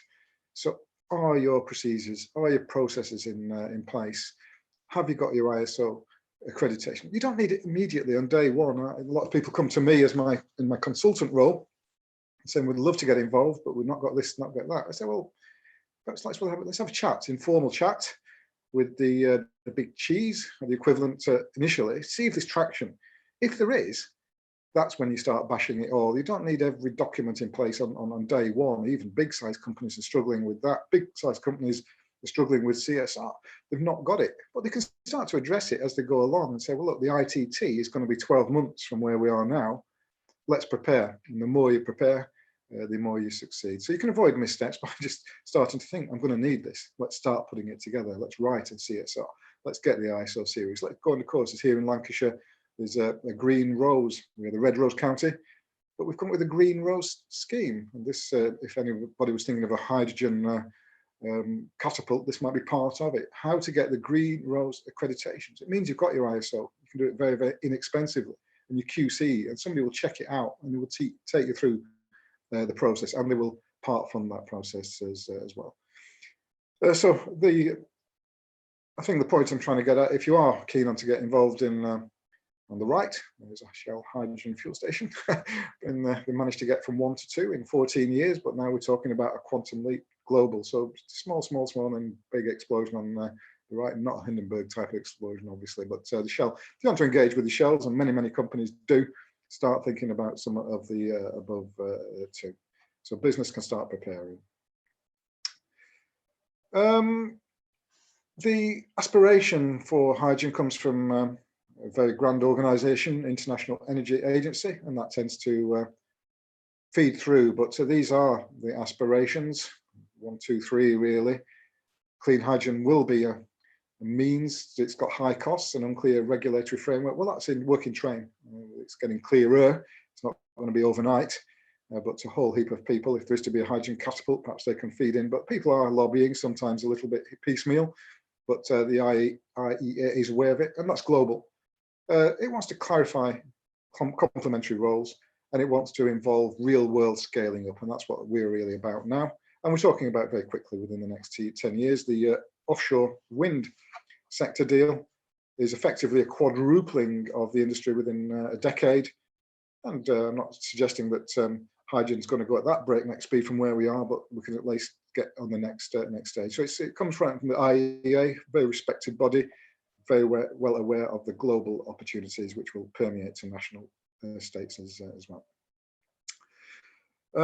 Route to market. I don't want to kind of repeat what John went through, I think, in one of his early sessions about some of the early adopters, but some are clear at the stage. John mentioned the forklifts. Looking a little bit further, I think it's one particular type of very thin forklift truck that's been at the forefront, of which that is an illustration of, but nevertheless, you can see the advantages of why that might be a great place to start with short journeys. Doesn't really leave the site. Opportunities to refuel on site if you plan about it, and the heavy usage.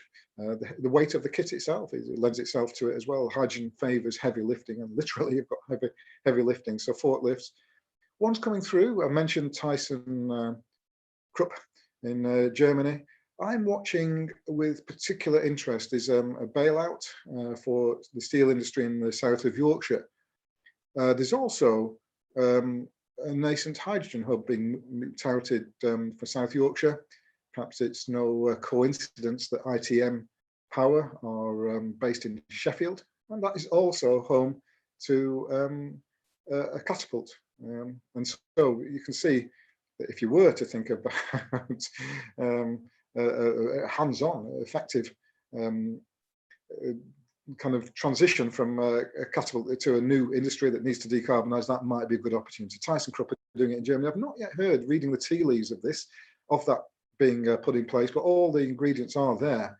I'd be amazed if the preliminary discussions weren't being held for that. I think it was Mittal, the steel maker, that was involved in the buyout, but I'm sure that will have to be a lot of people talking about a Green Deal, whether that's part of that. Cement is another one. Cement is something we were looking at, concrete caissons for offshore floating wind, for example. So it's if wind, which I suspect will operate on circular principles, people like Ørsted, Equinor, and Vattenfall and the like, certainly on the circular, they're certainly involved in it. And if you look at them, they're going to need a lot of concrete and cement. Perhaps they should look at decarbonising a very heavy industrial process around cement. The clustering itself, and I was very interested to Cristiano's remarks about the advantages and disadvantages of clustering yesterday. But one advantage is that you could cluster them around high energy use areas. South of Wales was mentioned in one, steel. South Yorkshire, the northwest of England, a big manufacturing base to this day. Humber, ports, and Aberdeen and Dundee as well. So there are advantages if you were to look to becoming involved. If you were to go down the clustering route, and I suggest that is likely, given the success for offshore wind, and I would be surprised if they didn't take something from the offshore wind learnings to the hydrogen, that the clustering principle is highly likely to be involved. So you might want to, as a company, start thinking, well, look, if for example, here in the Northwest, I might want to make arrangements to get involved in getting places in the midst of what is the front runner, which is the Cheshire and Northwest one. Should I be involved? Should I get close to it, close where they actually should I be looking at premises close to Cheshire, Widnes, Warrington, Runcorn, Liverpool, Northwich? Should I be actually getting some of my operation out there? And agriculture as well, that ties in. It's a lot of talk about sector coupling. One of these phrases that's emerged seems to suit hydrogen particularly well. So it's not just going to be hydrogen and offshore wind, it's going to be hydrogen and chemicals and hydrogen and agriculture. And later on, we'll see a bit of an example that I've plucked from the press in the last week to augment that. Take a quick glance at the red at the top for the Q&A. And we've got a question from Bogdan Berniaga. Thank you very much indeed. Air transport. Do you see the recent bailouts for Air France and KLM without being linked to the massive decrease in emissions? Would this accelerate the take-up of H2 solutions in air transport? Yes, and no, Bogdan, a bit of a mixed picture, because amongst the news in the hydrogen world, which I track very closely, it's I think one of the major Northwest aviation projects has actually been discontinued this week. So it's not always been plain sailing for aviation and hydrogen. I know that hydrogen jets have flown, and I think the US military had hydrogen jets in California. That's the difference between that and being commercially scalable. In this same week that project was pulled, and I can't recall the name of it, but it will be Googleable. There was a group founded called the Hydrogen Aviation Group. Looking at it, I think it's only got a couple of other dozen members, but it is something, isn't it, that somebody said, well, all right, that group might have been pulled, but let's pull together the stakeholders and let's see whether we can address the reasons for it not progressing at this stage and whether it can be going forward. So it's a mixed picture technology-wise in the background. Now, the Air France and KLM, now, obviously, France is a front runner. They're involved in the hydrogen, very odd for, I mean, they've obviously got a very low carbon grid already through the nuclear, and now they're promoting offshore wind as well, and now hydrogen is coming through, so they're well placed to promote decarbonisation of aircraft. And KLM and the Dutch, we've talked about having a hydrogen strategy, a modular strategy, a very pragmatic process to go through. I think for the easy, and perhaps I should have put it on my list, John and I spoke with Eimear Gaffar a couple of weeks ago, and Eimear is the director of the Manchester Fuel Cell Innovation Centre, and he said that at Manchester Airport, there are 4,000 vehicles which never leave the curtilage of the airport. So rather like the picture of the forklift on the illustration, you've actually got a confined area with a defined curtilage and heavy diesel use that could, in theory, be transitioned across to hydrogen. And I'm sure, given the fact that Manchester Council, I think, owns a major portion of the airport, that is a discussion in train. So those 4,000 vehicles, somebody in the facilities or the transport department will be scratching their head and looking at what part of these tugs and various other bits of kit that ferry around the airport canopy could be decarbonised, and battery obviously will be considered, but hydrogen will also be considered. I suppose if you're thinking, and it was always rumoured, I used to work next to Manchester Airport for Shell, it was always said that there's a direct pipeline, I'm not giving too many secrets away here, from Stanlow refinery, 30 or so miles down the road, right into the airport. And so if you were having those discussions, you might then say, look, if there is to be a Northwest hydrogen cluster, will the airport be part of it? And if so, is the pipeline already in place? Because that would be good from a circular point of view, from a financial point of view, from a decommissioning point of view, from a planning point of view, if that was the case. So I think there are exciting things happening in the air industry with the emissions. And yes, there is an opportunity there, but it might not be on the planes itself. It might be on the ancillary services, with then having another revisit of the transport itself. So I hope that answers the question. Bogdan, please let me know if you want a bit of further clarification on those thoughts. And another one in from John. He seems to say, offshore wind growth partnership underpinning cluster approach. Yes, absolutely. And there's a link for people to have a look at a little bit more detail there. Perhaps there's a discussion to be had offline, and I don't know whether Nadeem and the Academy want to get involved with it. John, if you are serious about promoting a sector deal and a catapult, perhaps there's a further discussion to be had, and let's see what the heroes on this call think about that idea. Okay, moving on. Thank you very much indeed for the feedback there. On to the next slide. Some recent announcements. It's an announcement. It's a case of there's too many announcements almost to really do this slide justice. But there've been so many that I just chose a selection of them. Perhaps I should start with one that's third down, and that is a major German company, the chairman of Bosch. He called for a hydrogen economy, and he's not the only one in so doing. Bosch, a big, powerful supply chain company in its own right.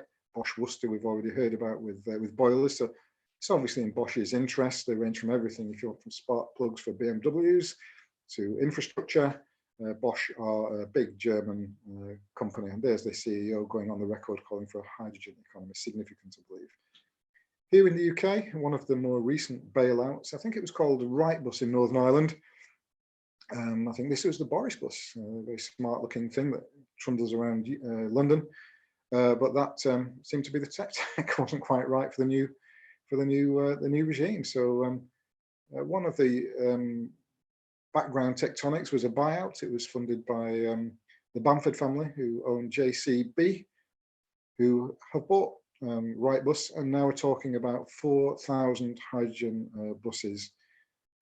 These they already exist. The tech exists. You can see them. Those lucky enough to have gone to All Energy in Scotland last year. So we saw double-decker buses with hydrogen fuel cells and compressed cylinders in the boot, and they were planned to roll out in Aberdeen and Liverpool and London. Slightly delayed due to COVID, but there's JCB, very close politically to the government. So this isn't all coming from what you might call the green lobby. It's coming from hard-headed commercial interests, Cadence, Bosch, JCB, hard-headed commercial bodies, and he's lobbying, or JCB are lobbying for 4,000. I suppose the reason for asking for that money for that amount is that such amount will increase in scalability, and the costs will come down. If you buy 4,000, the cost would be much perhaps less per unit than if you were to buy 400. We've seen argument deployed to good effects in offshore wind, and it's worked in offshore wind where the cost has come down dramatically, 70%,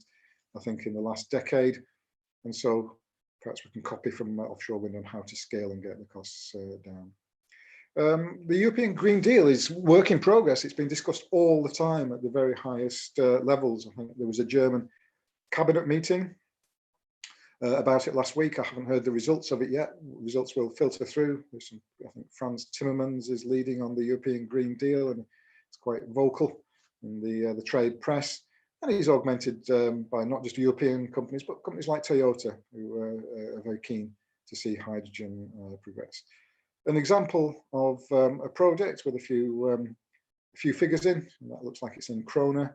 The Norwegian project has just got, for ferries this time, for ferries and cruise, a bit of funding.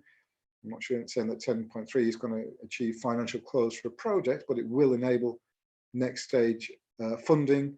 When I was in Scotland again, we were looking at a company called CalMac, Caledonian McBrain, with SSE. Could we put batteries on some of the ferries that shuttle between the various islands off Scotland, of which there are many?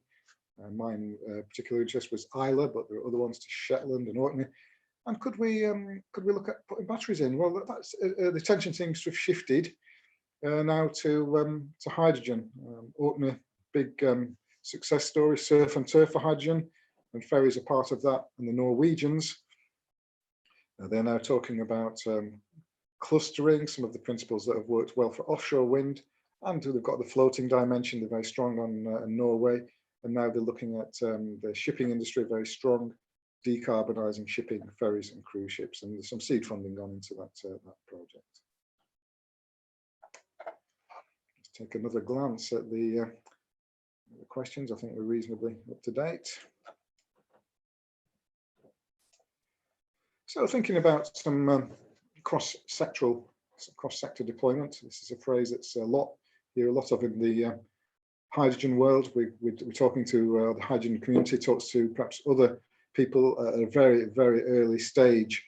And that includes oil and gas, Shell, Total, BP, and others, many others. Almost just watch the acquisitions of the oil and gas companies, and watch the Shell we've already mentioned. John and I have both talked about Groningen. We've both mentioned West Custer, and these are going to be oil and gas driven and offshore wind driven.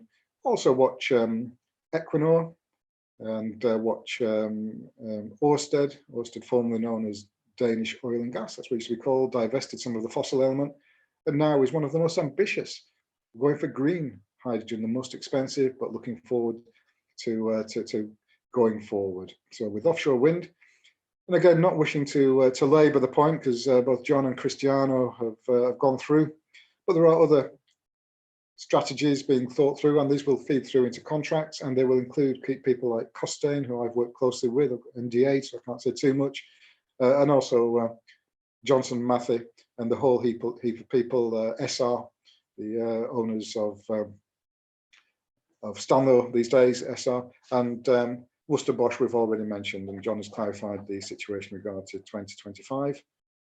Also, slightly outside the usual remit, the Peel has signed a big deal with Energy from Waste and their rather dramatic pyrolysis. It's one of the byways. It's not electrolysis, pyrolysis, high temperature, hydrogen from plastic, and that is scalable. They want to roll that out, and I think Peel will now be actively looking at planning and all the sites for refuse in the UK. And it's quite an interesting piece of work to look at all the tips and the refuse sites and looking, is there scope for pyrolysis plants? And whilst they're at it, rather than just putting pyrolysis, could they then use the hydrogen to fuel the bin trucks? We talked about the heavy lifting, well, literally heavy, nice synergy there. If refuse was decarbonised, big part of the equation is the trucks itself. I put an image of the kind of stuff, the kind of the contracts that are likely to be let. There's a nice fuel cell power pack. These are the kind of things that the industry is coming forward almost on a daily basis. What kind of kit is to be needed? Well, Cristiano raised this, and there's an example if you are a manufacturing industry in the northwest of England and you don't want to miss out, these are the kind of things that are coming from abroad. This is the kind of thing that you could be getting involved should the appetite exist. Already mentioned the 4,000 hydrogen buses. Decarbonisation of transport is at the very top of government thinking. It's part of the industrial strategies, which says EVs, and obviously we've got PHEVs. The hydrogen ones got, but still EVs. They're just hydrogen to a fuel cell, as John went through the slide. I think very early slide.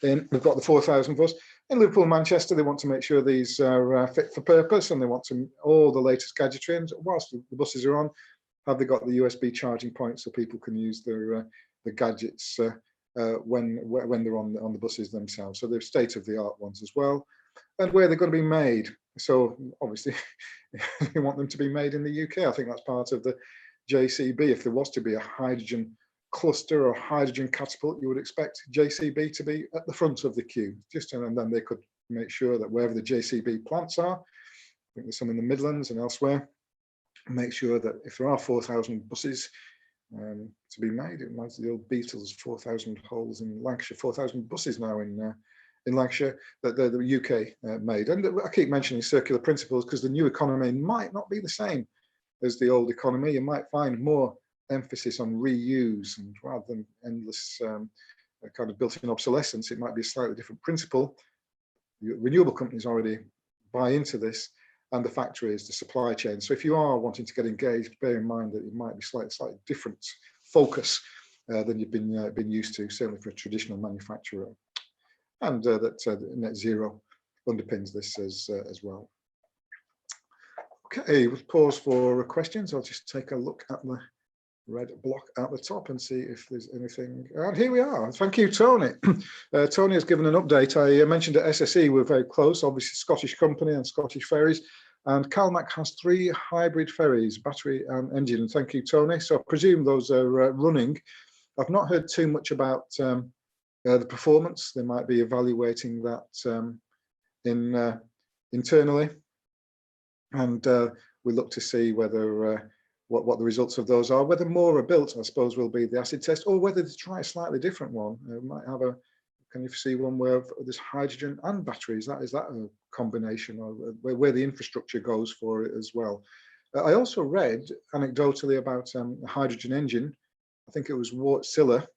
It was one of the many elements that I could have put in today, but I think Wärtsilä are a global company looking at hydrogen engines as well. So let's see whether that comes to any. But thank you very much indeed. We are, I think the good news is that we are now ahead of time. So let's see if there are any more questions in. Thank you, Tony. Yes, indeed, looking at hydrogen fuel cells. So we're ahead of time. I am mindful that we've got slots from Smart, which we will put into the next section. So I think we will start perhaps the next section a little bit ahead of schedule to allow Smart. We're up to date on the questions. It's 10:13. So if everybody's okay, we'll start again at 10:20. I will be here part of the time. So if you want to keep the questions coming in, please so do. Otherwise, stretch, relax, get yourself a break, and we will resume in 7 minutes. So thanks for listening. We'll start again in 7 minutes.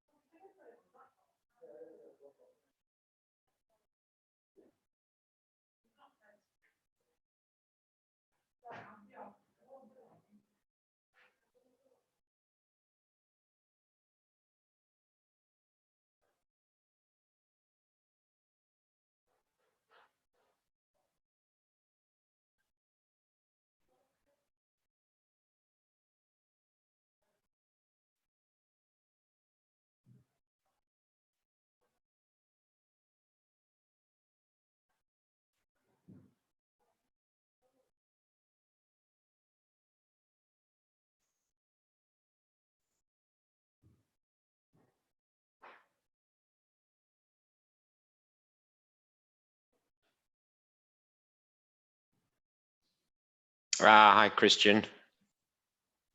Welcome. I think you're not connected yet. And hi there, Christian. Are you connected? Yeah. Hi. Can Hi. you hear me? Yep, we can hear you live and well. Great. Welcome to the heroes. Obviously, you've been on the other side as a participant. Obviously, Charlie, I think he's got his last part to complete, which will take it's probably sort of 10-15 minutes. So then if we'll come to you maybe about 11:40. I'll double check. Perfect. But yeah, I've got your slides, but you'll be able to share them from your screen as well as we did before. Yeah, great. Yeah, excellent. Okay. Well, Okay. so see you later. Perfect. Thank you. All right, bye.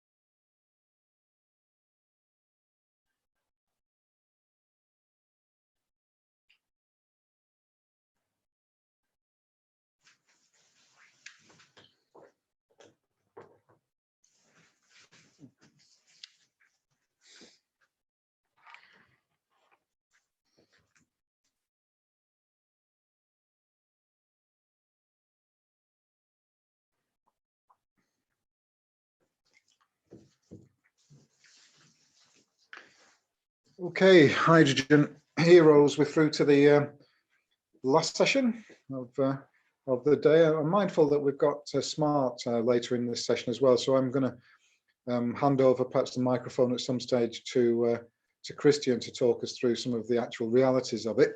If not, I will cover it myself, but we'll be mindful of that during the closing session. We're making good time. Before we start on the next section, let's review the questions at the top. Thank you very much for the questions. Keep them coming. And there's a bit more detail here, so thank you very much indeed. Thank you, Tony, for further clarification. They are looking at hydrogen fuel cell. Well, that's a very smart move for Calmac. I've worked in Scotland, and it's we talked. It's in a way it's a slightly different environment from England, in that there's much more government involvement in major projects north of the border. And like everything, it's a deal. It's a two-way deal. And you might find that as a project developer, which I was up there for an offshore wind project, so that seemingly intractable problems can melt away with a few words to key people at the right time. I certainly came across that at Hunterston and at Islay, where problems that we thought were pretty high on the risk register just suddenly went away. And in return, the government, they're quite regular, even at cabinet level, they used to come in to one Waterloo Street, where SSE was, and they used to come in and talk to us project developers, and they were always interested in the job side of it, the local economic benefits, so the wider aspirations for Scotland. So that's how it was up in Scotland. So the political dimension, I think Calmac I was coming to. I'm sure that when you look at the ownership of Calmac, you might find something similar to the Manchester Airport, where you find that actually a large part of the airport is owned by the local council that are leading the net zero transition. So a great opportunity as well. I suspect that's the same in Scotland there on the ferries. Okay, we seem to be up to date on the questions, so I will take us through the last section. And Nadeem, if you would like to let me know a good time when the Smart would like to do their piece. Otherwise, I will leave a spot towards the end for them, and I'll skip over the slide that I was going to do myself. So here we are. We're still on to the last section, and this is really what's happening now. This is reality. We've been through electrolysis. We talked about blue and green and all this steam reforming, and we've talked about an industry. It's been a lot of theory, a lot of talk, a few fancy graphics, but now things are starting to happen, and it's starting to happen particularly in the Far East.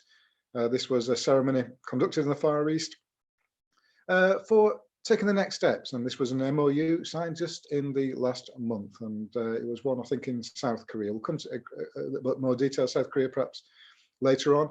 And it's not just South Korea. When you talk to people in BEIS and DIT, both of which I do, and the embassies, even more so abroad, especially the German embassy, the British embassy in Germany rather, they are well aware of the potential for hydrogen, and they see people, they see pictures like on the right, and they think, why are we not doing it? What do we need to do it? What's happening with HyDeploy? What's happening with HydroNet? So China ahead and the Far East moving ahead with MOUs, with contracts, but a big awareness within stakeholders at the senior levels of government that we need to be part of that picture as well. And we've got this great success of offshore wind to show that this kind of big thinking, strategic thinking, how to fashion, retrieve it from the dustbin, pull it out, dust it down, just like many of the schemes, put a hydrogen gloss on it, and then away we go. I've already mentioned the Bosch. Yeah, I've already mentioned also roadmaps, of which there are plenty. This one's a mobility one, because transport, as we've mentioned time and time again, is a big one. It's one of the low-hanging fruits. We've mentioned it, John's mentioned it, Cristiano, I mentioned it, and Bosch has mentioned it as well. Orkneys, a big success. Surf and Turf was certainly funded with seed funding and more from the Scottish Government. A strategic approach. Should we be looking at canisters that store hydrogen at pressure if it's a gas? What do we do with storage? What do we do with ferries? Can we bring other stakeholders? Good example of early sector coupling from the Orkneys. You've already got the Marine Centre up there as well.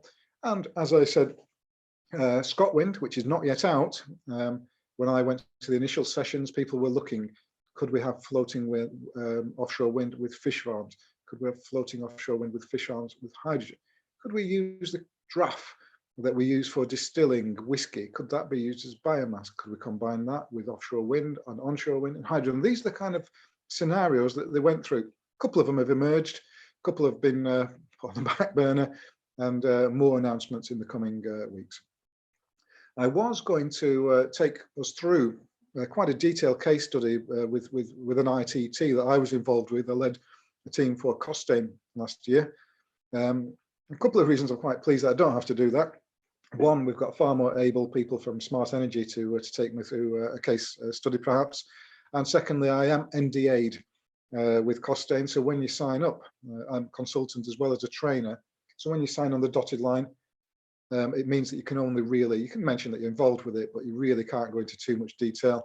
It's commercially sensitive. So I would have only been able to give a high level stuff regarding the Anglesey case study. But what is worth saying, as somebody that's immersed in the world of offshore wind, as you've doubtless gathered, round 4, the initial round 4 is not the same as some of the stuff that's come through. It is, but it's been amended. The round 4 Northwest Liverpool Bay, which is on my doorstep, has now been amended. In the original round 4, I think there were 16, 17 scenarios. That's been whittled down to 4. But one curiosity of the 4 that they've added in, apart from one that's been chopped out, and that part is Anglesey. So Anglesey fits a number of parts of this brief. One, it's one that I've been through in quite a bit of detail for Costain, so I'm not going to say too much about that element of it, but there's big hydrogen aspiration for it. Also, you've got wave and tidal. Menai Straits, you might think that wave and tidal is something of a niche. but it's a niche that Wales seems to like. We've got tidal schemes still kicking around in the south. I'm not sure what's happening, but that rather dramatic hydrogen roadmap of South Wales might bring it back to life in some form, Lazarus-like. But Anglesey is also now being included in a revamped round 4. So it's worth teasing out the tea leaves. And I know that Orkney has been a success.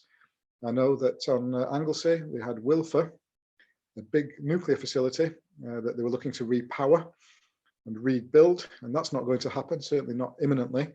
So that leaves a problem. So it also means an opportunity. So rather than go into any great detail, I would say watch that space on Anglesey in the coming weeks. If there is to be a sector deal and a hydrogen catapult, I would strongly advise that if they want a case that is almost not quite oven ready, but it's ready for revamping, Anglesey might be one off them. Very close as well to the Northwest Hydrogen Cluster, the proposed hydrogen cluster, not far from Anglesey. So I'm going to look again now at the Q&A. It's up to the red thing is up again. So,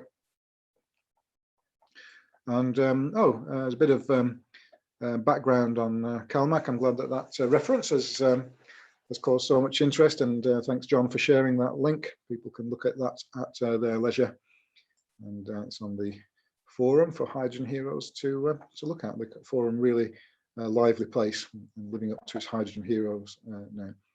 Moving on to the next slide. More contracts. This slide again, you might think Charlie's an offshore wind guy. He's obsessed with offshore wind, which of course I am. I take that as a compliment. But you'll see that offshore wind ops and maintenance has to decarbonize itself. It's looking to quadruple. That includes vessel building as part of that. So if you were to want to engage with the offshore wind industry and did have a vessel or a shipyard or something that was involved in construction, you might want to offer something that it's got hydrogen ready at least. So I mean, hydrogen ready, what does that mean? I suppose you leave a space or you leave the technology ready. So you might say, well, I'll start with XYZ tech, but I'll make sure that it's future proof. And then I'll go and talk to Ørsted and I'll go talk to Equinor, and we'll sell them our vessels, knowing that they're going to need to decarbonize because they've committed to it. They've signed up for 2050 and much more ambitious sometimes proposals. And there's one example of the supply chain feeding in to contracts. And this is again, it's recent April. I've mentioned corporate social responsibility. So where might benefit? Well, you might benefit if you're in Birkenhead, big shipbuilding location. If you're Humber, if you're on Mostyn, and if you're on O&M, there's I think the world's biggest O&M facility is at Grimsby, but there are also ones at Barrow, which has 4 separate O&M facilities for offshore wind, Workington up the coast with E.ON and Robin Rig. And you might want to say, well, look, even the little CTVs that go in and out, they're going to get decarbonized. If you've got a product that can do that, you'd be extremely well placed to be looking at the contract landscape. And I've mentioned the two biggies currently for the UK. There are rounds offshore, there are rounds in Germany, Holland. Just like hydrogen is emerging every day, so indeed is offshore wind. I think offshore wind, I've read about Philippines, I've read about China, Japan and Australia even. Big fossil-based economies are starting to look at offshore wind, and that would be a good opportunity for knowing that the companies are circular based to engage for future for contracts. This rather dramatic image, I like this big digger and on the right, but we've said repeatedly that hydrogen likes heavy lifting, so I put heavy lifting image in. It's one from and Alexa's just chiming in. So I've baffled Alexa, but apart from that, here's a combination of a company, Hyundai, one of the front runners, I think, on hydrogen and transport, and also a front runner on construction. So watch that space for the construction industry. More things on construction, as construction has to decarbonize. The sites, a lot of the hydrogen kits, the plants, the fuel cells and the kits on site, the lighting even, is quiet. So it passes noise regs, which makes people like the Mayor of London happy. It's good for air quality issues. We've all noticed in lockdown that the air seems to have a special alpine quality here in the UK. It's not always the case. And the birds seem louder, the air seems clearer and fresher. And I think people want to keep that afterwards. And they expect construction to be one of the next industries to, not a roadmap, but some kind of strategy for the plant, for the noise, how it harmonizes. We've got Manchester 2038, Liverpool 2040, Glasgow 2030, Edinburgh 2030. 4 cities have signed up. We mentioned Winlaton for the gas grid. All of these are now going to start with contracts, and that your noise and your quality and your decarbonisation will be part of the procurement ITT. And so there's an opportunity. So if Hyundai are putting heavy plant in there, is JCB going to do? And that would be British jobs for the nascent sector deal and that kind of thing. So I put that out as a sector I expect to move at rapid pace. This one again, you're probably sick of the sight of this one, but it is it's close to my heart. And if anybody hails from Warrington or any place like that on this call, you'll notice that you are effectively at the world epicenter of what might be the UK hydrogen economy, and something much more important than that. So this is HyDeploy 3. It's one of that 4-stage process with the front runner and the prize. Now, depending on what you read, that prize is either 13.5 million awarded, which I've left in, but actually part of it, when you dig into the small print, is actually the smaller part leading, if successful, to the 13.5 million awarded for the next day. But it's Cadent, a very hard-headed gas distribution company behind this. They're looking at it from purely commercial terms. They've not come at it from a corporate social responsibility, although they perhaps might reverse that in now. But they come from a very commercial basis. The oil and gas is running out in the Irish Sea. We've not got Anglesey on there, which might be prudent to put in. You've not got the Welsh offshore wind farms in there, but you do have a joined up whole. And we've been through this in detail before. John's shown it, I've shown it, but it's a sign of where the contracts, and we're talking next couple of years, how the contracts tend to go. You might find people like me get the first stage as a consultant, in fact I have, for exploratory background work, which nobody really sees, but it informs people. The next round might be a bit of front-end engineering design, a bit more expensive, more consultants. And then at the next stage, some of the SMEs start to get involved. That's what's happening with HyDeploy 1 at Kiel, and this will start to go down the Kiel route. And that's why those involved with Kiel, were all present at the event that I mentioned at Thornton. They were ready for the next stage. It was almost ready to go to Winlaton and then into this. COVID has knocked it back a bit, but those supply chain are gathering their forces, gathering their arguments, listening and working out how to put the ITTs in. And as I keep saying, I would urge them to put in corporate social responsibility, ISO series, and why they're well placed to match the needs of the developers. And I think this one, another hot off the press, is just about everything in this presentation is May 2020, world's largest liquid hydrogen plant. We talked about at length the various forms. It might be a gas, different type of canisters. It might be storage, as Cristiano mentioned. It might be ammonia liquid. It might be other form of liquid. Right, it's not the only one. This one is from Ulsan, South Korea. I put in a figure because I wanted to beef it up with a bit of actual data.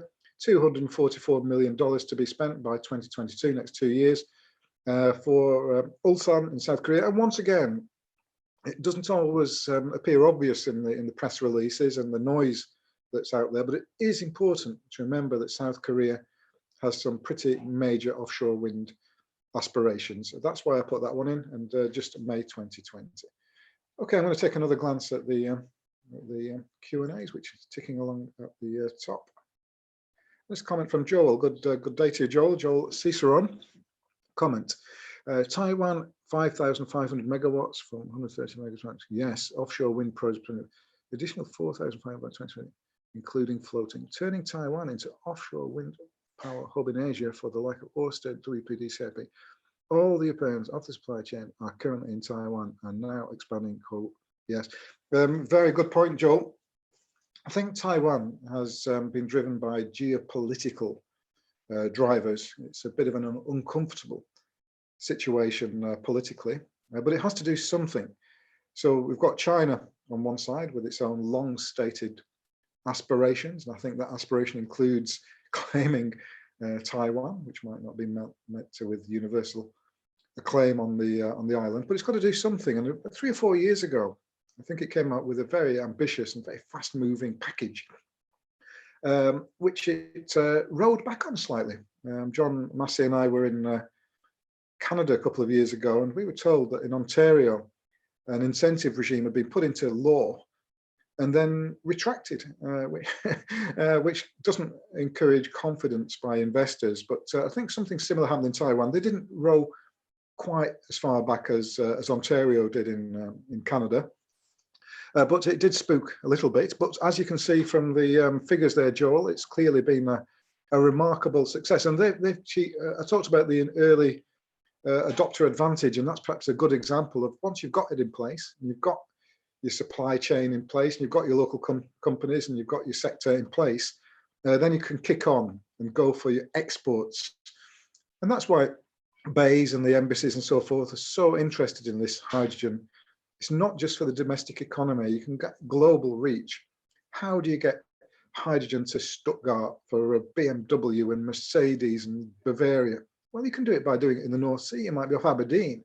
As long as you can ship the stuff, perhaps by sea, by the River Rhine, by canal, you can get to Germany. And the export potential is amply demonstrated in Joel's comment there. He's saying that all the Europeans are there, the ship owners, and now they're expanding from there into Japan and Korea. So I suppose from a Far East point of view, you might want to put Mitsubishi Heavy Industries, you might want to put Australia on that list as well.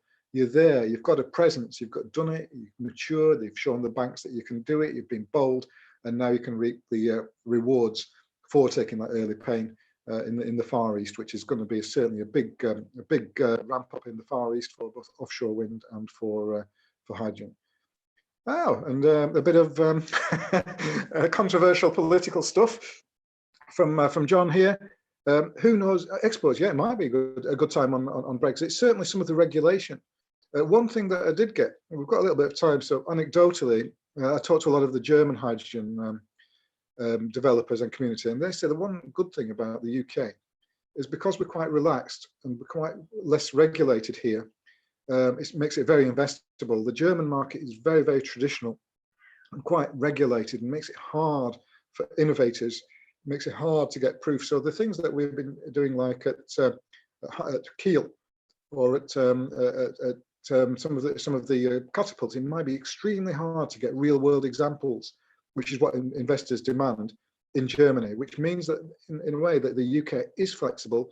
So like all these things, and I'm certainly not going to come to a thought on Brexit, but there are, like any SWOT analysis, strengths, weaknesses, opportunities and threats. But the opportunities, it might be a good time for UK PLC at the moment with experts. And I think talking to some of the people in the embassies, they are aware of that as well, which is good news. Okay, so let's see if there are any things. I'm going to skip these slides on the ITT details I was going to go for. You might be glad of, but we will talk about the global trajectory. We've talked about the Green Deal for Europe. I think it's Frans Timmermans. This is live now. The discussions that will start to emerge in the next few weeks as to what the Green Deal actually means. There'll be a lot of staring at the tea leaves and interpreting and spin, and everybody will put their gloss on it, but it is happening. Something will happen. It might not be something that pleases everybody. And I wonder whether one of the future trajectories for hydrogen isn't hydrogen or not, but how much blue versus how much grey versus how much green, and people jockeying for position within the hydrogen economy rather than is it going to happen or not. I feel as though there's too much global trajectory at the moment to impetus to not happen. We've talked a little bit, and thanks very much for the last comment, which tied in nicely to my next point. It was more on Taiwan, but it highlights the Far Eastern opportunity. Australia, lots of space, fossil driven, things are changing, offshore wind with the first offshore wind farm. And I know from some of the feedback that now hydrogen roadmaps, and they're linking up with Japan with its heavy industrial use. No coal in Japan, no oil. We've got offshore wind, which is ramping up. Another round. Fukushima, offshore wind, successful. I think that stayed floating when the tsunami struck, which has hardly been mentioned in the mainstream press. Beyond that, we've got New Zealand.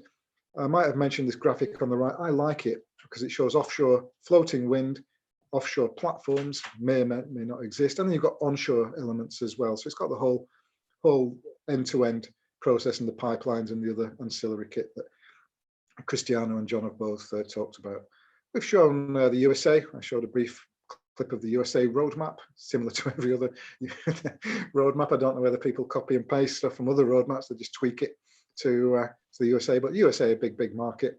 I'm involved with a company that's just bought an ammonia production. It's transitioning it from blue to green as we speak.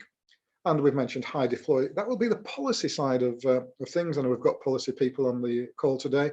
Hydrogen 4 will be the HyDeploy for the policy. I see Nadeem as I think we're just about at the end, Nadeem. I know that might be a gentle hint, and I do want to leave. I was going to go through a little bit on ITTs, but I think we've got Smart far better placed than me. So let's just check that I'm up to date with the questions before I perhaps hand across to you. Sure. And I think I am, which is oh, and there's my ugly mug as well. So that brings my slides to conclusion. I think Nadeem has put them on the Hydrogen Heroes portal for you to enjoy. So if there's any further questions at the moment, I'm happy to take them. Otherwise, I will pass across to Nadeem and agree. Yeah, and you can also get back involved and ask some questions of Christian when he's done his presentation. But yeah, thanks a lot, Charlie. We're going to pass over to Christian Foduck now. So Christian can come on. So how do we do that? Okay, can you hear me? Yeah, can you hear you? Just we just need great. to Hi. put your video on. Ah, there you are. So Christian works for Smart Energy. He's the managing director for projects. He's worked for, I think, over 10 years in renewable energy and electric mobility, and previously 15 years in semiconductors, and has a background as a physicist and engineer with Cambridge University and Ludwig Maximilian University in Munich. So he is working on a project on a solar-powered hydrogen project in Portugal, and obviously Smart Energy have been sponsors for the Hydrogen Heroes. So Christian's gonna give us a quick overview of some of the actual sort of commercial deployments that we're working on, and then we'll be open up to questions to find what some of his challenges have actually been on getting hydrogen up and running. Well, on trying to get hydrogen up and running. So we'll find out more about where he is in terms of the project and some of the challenges, and also some of the opportunities that he sees commercially. So over to you, Christian. Nadeem, thank you very much. And I must really say that I really appreciated the whole workshop here. It has been really a complete picture on the total hydrogen value chain, the technology, and every aspect which we were thinking of when we entered actually our thoughts about hydrogen. We did also kind of a zero to hero approach, and we are still on our way. And actually I took a lot of new impulses and ideas from this workshop.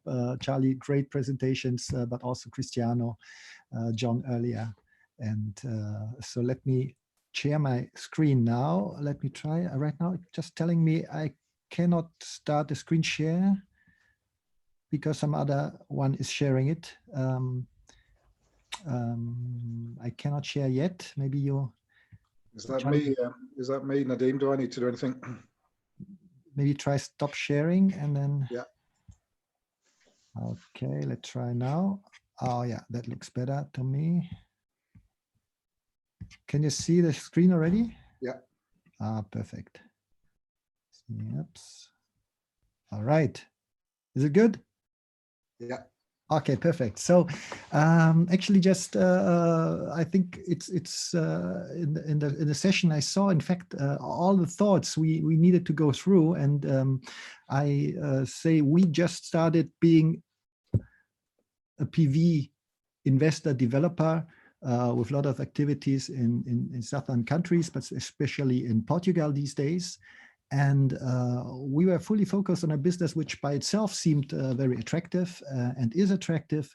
And we increased our pipeline, which is right now roughly 1 gigawatt PV development in various stages. And but by all the thoughts we had, our approach to climate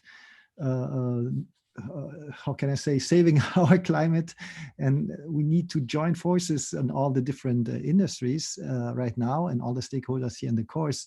I think it's a great motivation for us, for me, to see that there is so much interest and to engage into hydrogen, and that's why Smart Energy also is happy to support a bit this event here. And so looking at this, we saw, okay, we have PV, but hydrogen is the key maybe to get to really the higher level of penetration of renewable energies with all the issues when you get to the how can I say, stable supply of these resources. And so we looked at, okay, we have quite some of these projects which are utility scale PV power plants, and just making it simply, we said, okay, what can we do? Where can we add hydrogen? And just simplify a little bit, but just initially saying, okay, we provide hydrogen and the market will do the rest. And let's start simply at this point, and I'll come to the challenges and issues in a second. And it goes very much along the presentation we have seen before. So we have in this quite mature pipeline projects which are planned. They have a secured grid connection by itself. They have usually also already a PPA in place, which by itself gives a certain return for the investor into this project, ourselves or others. And so looking into it, well, we can look into more technical parts of it. Where can we fit hydrogen in it?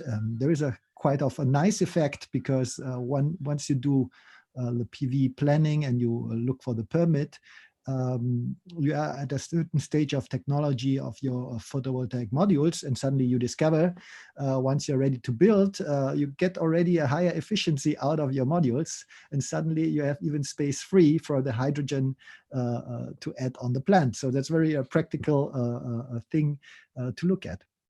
But on top of that, we need obviously a business model when we put the hydrogen there, especially if there is already a business model existing which is working. So we have these projects, I call it here under number 1, this planned PV project with secured grid connection, and we see hydrogen as an add-on model. And somehow in order to switch it to hydrogen, somehow it needs also to be at least as attractive as before for our investors. Otherwise, they will say, well, we'll have hydrogen, but somehow we don't want to lose our money. As a total for all our project, we don't see it only as a business opportunity, but in fact, it's a risk mitigation and hedging mechanism.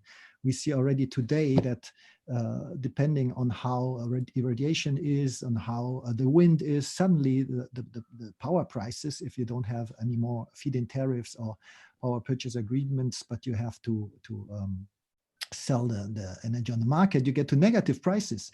So if you take this into consideration, you have with the hydrogen suddenly the possibility that you have something which is not time depending and lowers the risks on your project. So taking this into account, it's also an argument for our investors and ourselves to add hydrogen to our PV power plants. The second is there are PV projects where the grid connection is the major hurdle. We have land, we have a great irradiation in Portugal, but somehow it's difficult to get the grid there. This is maybe not the super short-term easiest solution because it involves a bit more technical challenges. However, without grid connection, we couldn't do it at all. Suddenly we have nice spots where with hydrogen, we can think about realizing these projects. So suddenly they get a complete other value compared to before.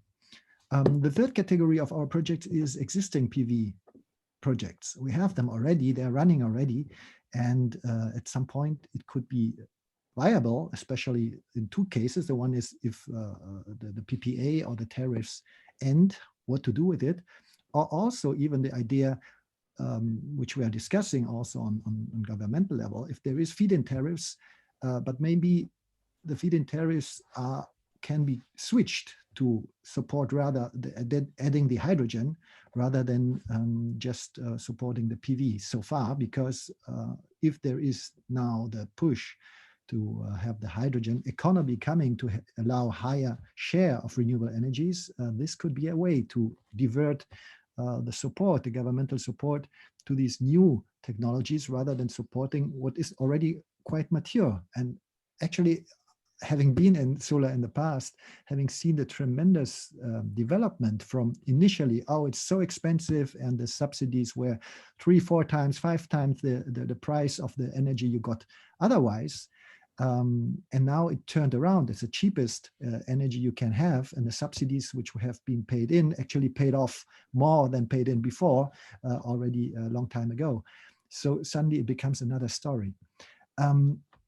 As said, just the technical approach, what to do is only one part of the total, because suddenly you realize that although you are happy to do the projects, you won't do many. You can do maybe one demonstration project, but you cannot do more if you don't get to a business case, to a target IRR, especially new technology. Investors look to some little premium at least to well, count up for the risk they're taking. And on the technology cost side, obviously looking for the right spot, the high irradiation we have in Portugal, the right technology, maturity, etc., is something you can do. However, making all these calculations, you will find out, as we've seen also in this seminar, the market price, and it's difficult wording market price. There is not such market price. There are use cases of hydrogen in various industries at various costs. And you need to take this into account, what to do on this side very specifically. And on the other hand, even that is right in the beginning not sufficient. You need really this government initiative where also, if you want to scale the whole thing, and we saw the photovoltaic scaled by the sure pure size, we have to do this the same in hydrogen. So talking on this governmental initiative, we really focus that there needs to be the green hydrogen focus by the support. We need market targets.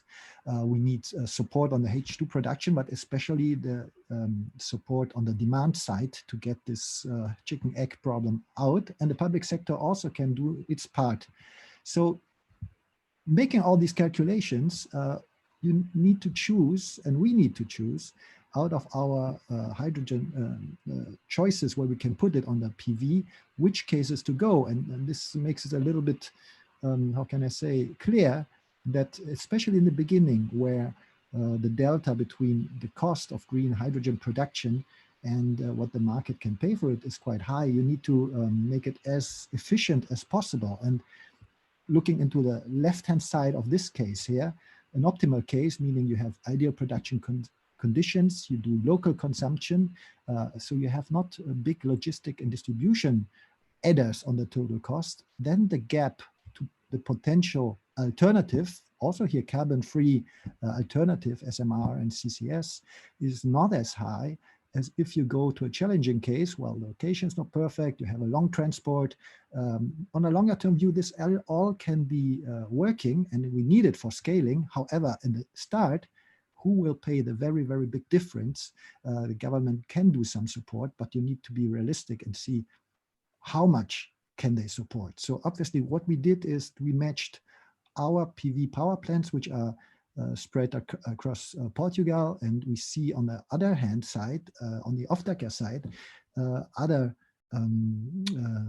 spots where there is the potential off-taking, and try to match it as close as possible to reduce, the logistics and distribution side. And from our analysis, we went through the different options, and we see overall a strategic potential long-term in almost the big variety of the whole energy landscape. However, we need first to go for a localized, decentralized approach in order to reduce the delta as much as possible. And by that, we focused on actually 3 areas out of all the options, which I won't go through in detail because we have heard all about about all of them in the recent days. But the one is the distribution energy across sectors and regions. I mean, that's a national gas grid, clearly speaking. Frankly speaking, there's a great infrastructure in Portugal. Our locations are always not too far from it.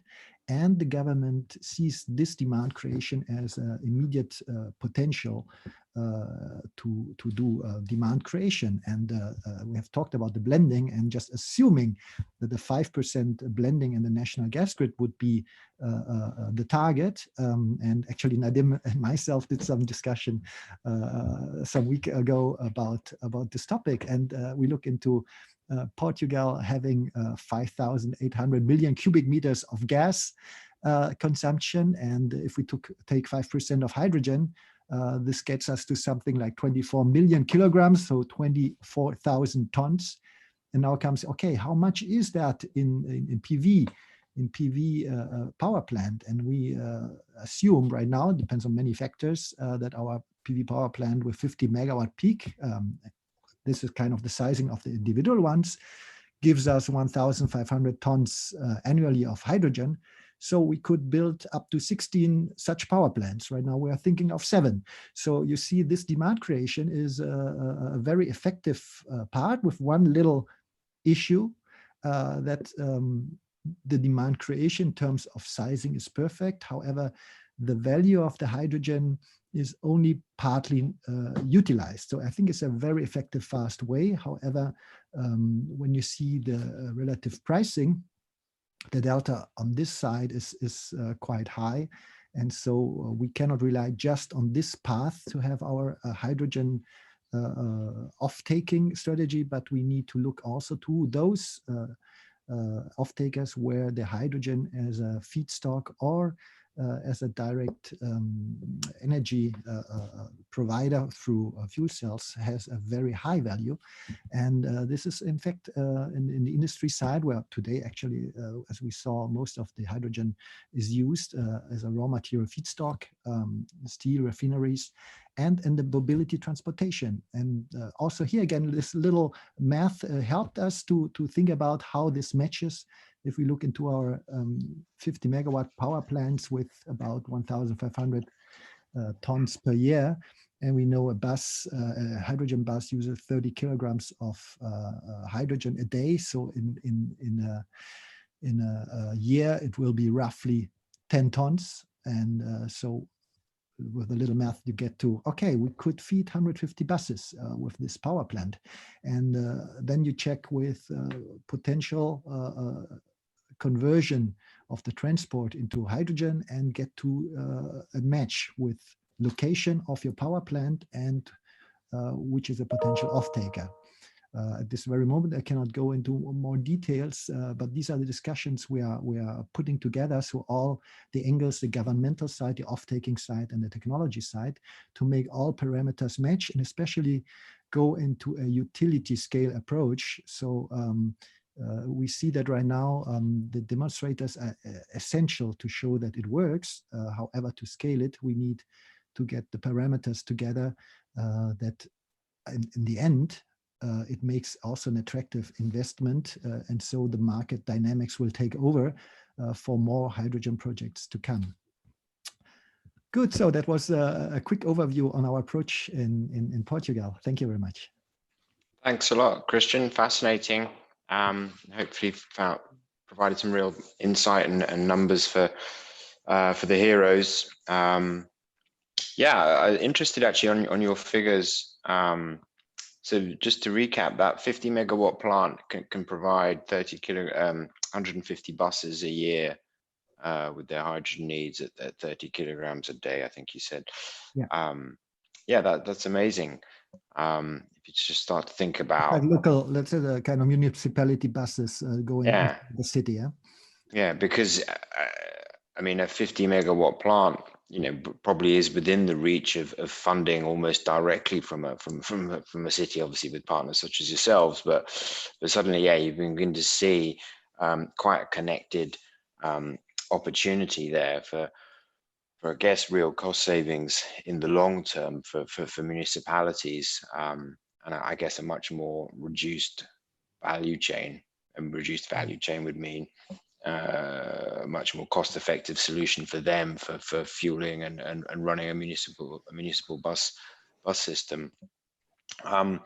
In terms of right now, obviously we've got quite a big disparity in terms of the cost of green hydrogen, and you're looking to engage and obviously have got various confidential conversations ongoing. But are you seeing the feasibility of obviously electrolysis and providing hydrogen now, that there are clients willing to pay that premium for the green aspect to the hydrogen?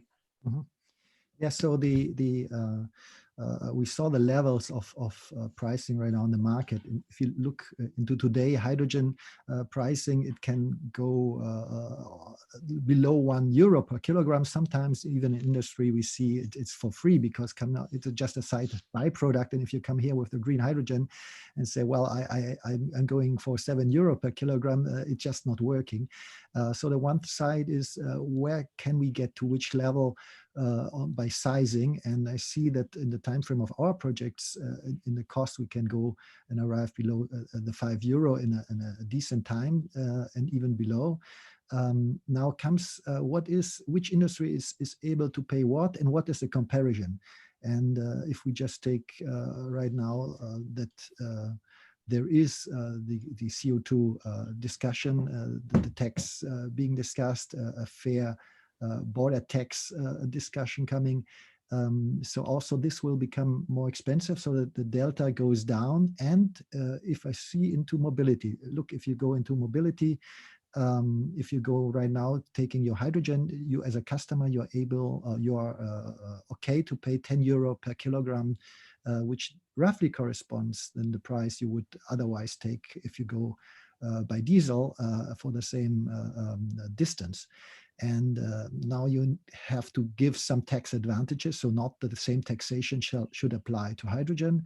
There is a margin for those distributing the hydrogen, but then you come that on this in this sector a higher price is acceptable to pay, and then it matches with some governmental support. So I see that with these approaches, actually everybody does its part, and it is already possible to get it together as a business model working for everybody. Yeah.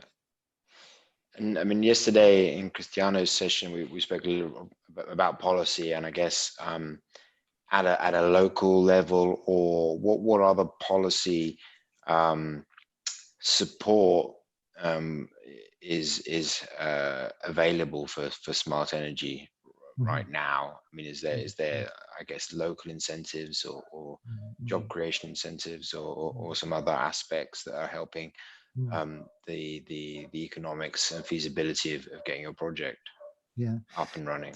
Yeah, on the one hand side, we've talked on EU level, Green Deal initiative, Timmerman, all this side. There is also on the large scale approach, the so-called IPCEI projects, where it's a potential also for us to be part of this.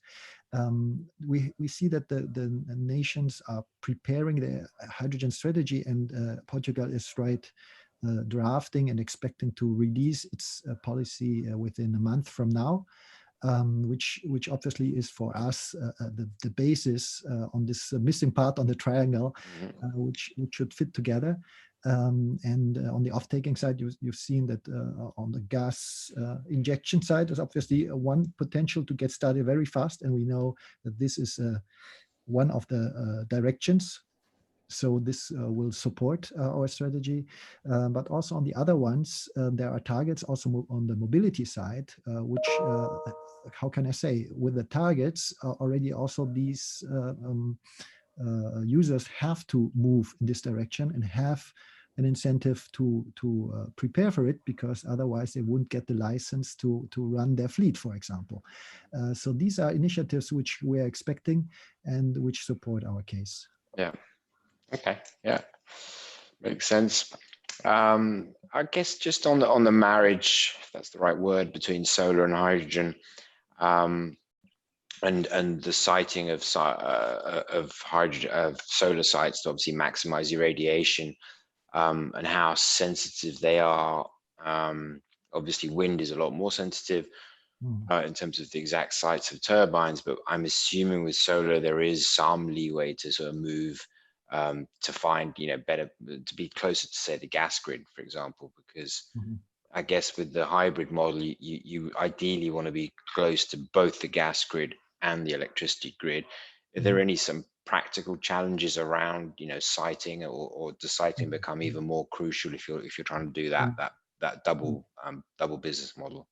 Yeah, absolutely. There, I must say, PV by itself seems easy when you start with the hydrogen, and we are also in the middle of further learning. In fact, these side effects and boundary conditions are crucial. The one thing, obviously, the irradiation is a bit easier than the wind, which is very, very local in parts. For us in Portugal, it's a bit easier to find. We haven't talked about the water right now, but this is getting into the equation very strongly. We need obviously also a lot of water, and this is also part of the discussion on the how can I say, the framework, how we can use water for the production. Part of that, the sizing is a very interesting and sensitive topic. We have, if we make a hybrid approach, the grid connection site, we have the PV power, and we have electrolyzer sizing.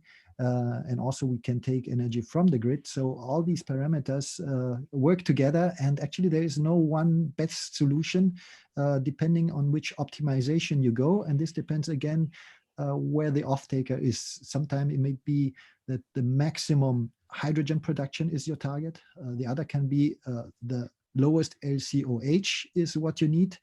Or another time will be the highest IRR is what you need. And if you go through these maths, you find that each time it's another sizing of the plant. So if you know in the beginning what you want to do, you can optimize towards this parameter, or you make a compromise, which we have both cases currently in discussion. Excellent. And one final question, I guess, from me. I'll have a look to see if anyone else has other questions around sort of financing. I mean, you mentioned obviously the first project is, I think, 50 megawatts, but and the potential for 7 more or 7 in total. That obviously requires some financing. What is the appetite like from investors currently, or financial partners? Again, that's just simply a question of offtake and taking that risk out, I assume. Yeah. So actually, let's say well, we had the Corona, which took a little bit of a sidetrack of attention, I must say, for a while. But before that, and now coming back, the awareness of the investors that there is a change coming with the higher share of renewables. It's not the safest investment by itself anymore if you look into large-scale investments. And then we're looking for solutions. And hydrogen, I think, has established really in those who are really educated that this is the road forward. Obviously, they are concerned about their returns and the risk. So that's why I mentioned at the beginning, you need to have some a bonus or extra, and this needs to be taken into consideration also by the governmental support. The solar was the same in the beginning. If it would just be the same as other investments, but you have a high risk, hard to attract a lot of investment. However, we have another advantage. Hydrogen is not such completely new technology as it seems. Well, the large scale, yes, but on the other hand, it's a proven technology. So the risk is relative and can be handled with some extra margin for some surprises in a larger scaling, but it's not such an innovation like maybe PV was in the very beginning, because there we didn't have this long-term experience of how photovoltaic modules went over 20 years, but we know better today that electrolyzers can work over 20 and 30 years with some maintenance. Yeah, okay. I see one question was just around, I think you mentioned the dollar mark for hydrogen, assuming that's the gray hydrogen price, market price. Is that the current price? Yeah, in fact, we don't see one market price in gray hydrogen. As said, depending, it's very local use very often, and it depends very much how it's sourced. Very often it's in-house sourced, then there are just cost related with it, and you come and talk to them, then it's a hard discussion. Sometimes the sources externally, and also here it depends really on the transport, the logistics, and everything, the purity. It's not yet a kind of a traded good at one price as electricity or other. Right now, it's not yet an established kind of say market price. It's more a case by case discussion right now. Okay, excellent. Well, I think that's all the sort of questions we've got. Unless Charlie, have you got any specific questions? Yeah, the only thing that I picked up on is that in the offshore wind discussions last week, we looked at the grid and how actually I think Christian mentioned that in one of his scenarios that there wasn't the grid was no grid, but sometimes I suppose that could leave an opportunity as well. And I just wondered whether that would be the case with solar, whether actually the lack of a grid could be something that could actually be an advantage as well as a disadvantage. Mm-hmm. Yeah, absolutely. I mean, I think combining a situation of a very attractive location with high irradiation, however, you don't have a grid connection, it would be highly expensive to make it.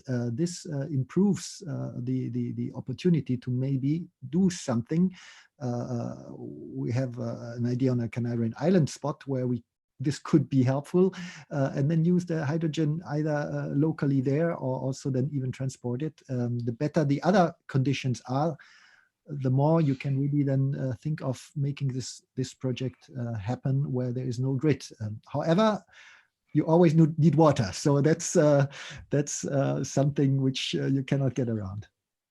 Yeah, excellent. But yeah, I mean, we've been talking here in Italy with the island of Panarea, which is a very famous exclusive island with various houses in there. They want to go to pure hydrogen and yeah, obviously be a fossil fuel free islands will be becoming probably the first economically to do so, and you can see a lot of win-win-win, and equally obviously, yeah, they just need to integrate desalination, I guess. So, but yeah, thanks a lot, Christian. It was great and fascinating again to just to think about the reality. We've had a lot of theory, we've understood the technology, and we're seeing the opening up of what is shaping up to be an incredible industry of the scale, I would argue, even greater than the current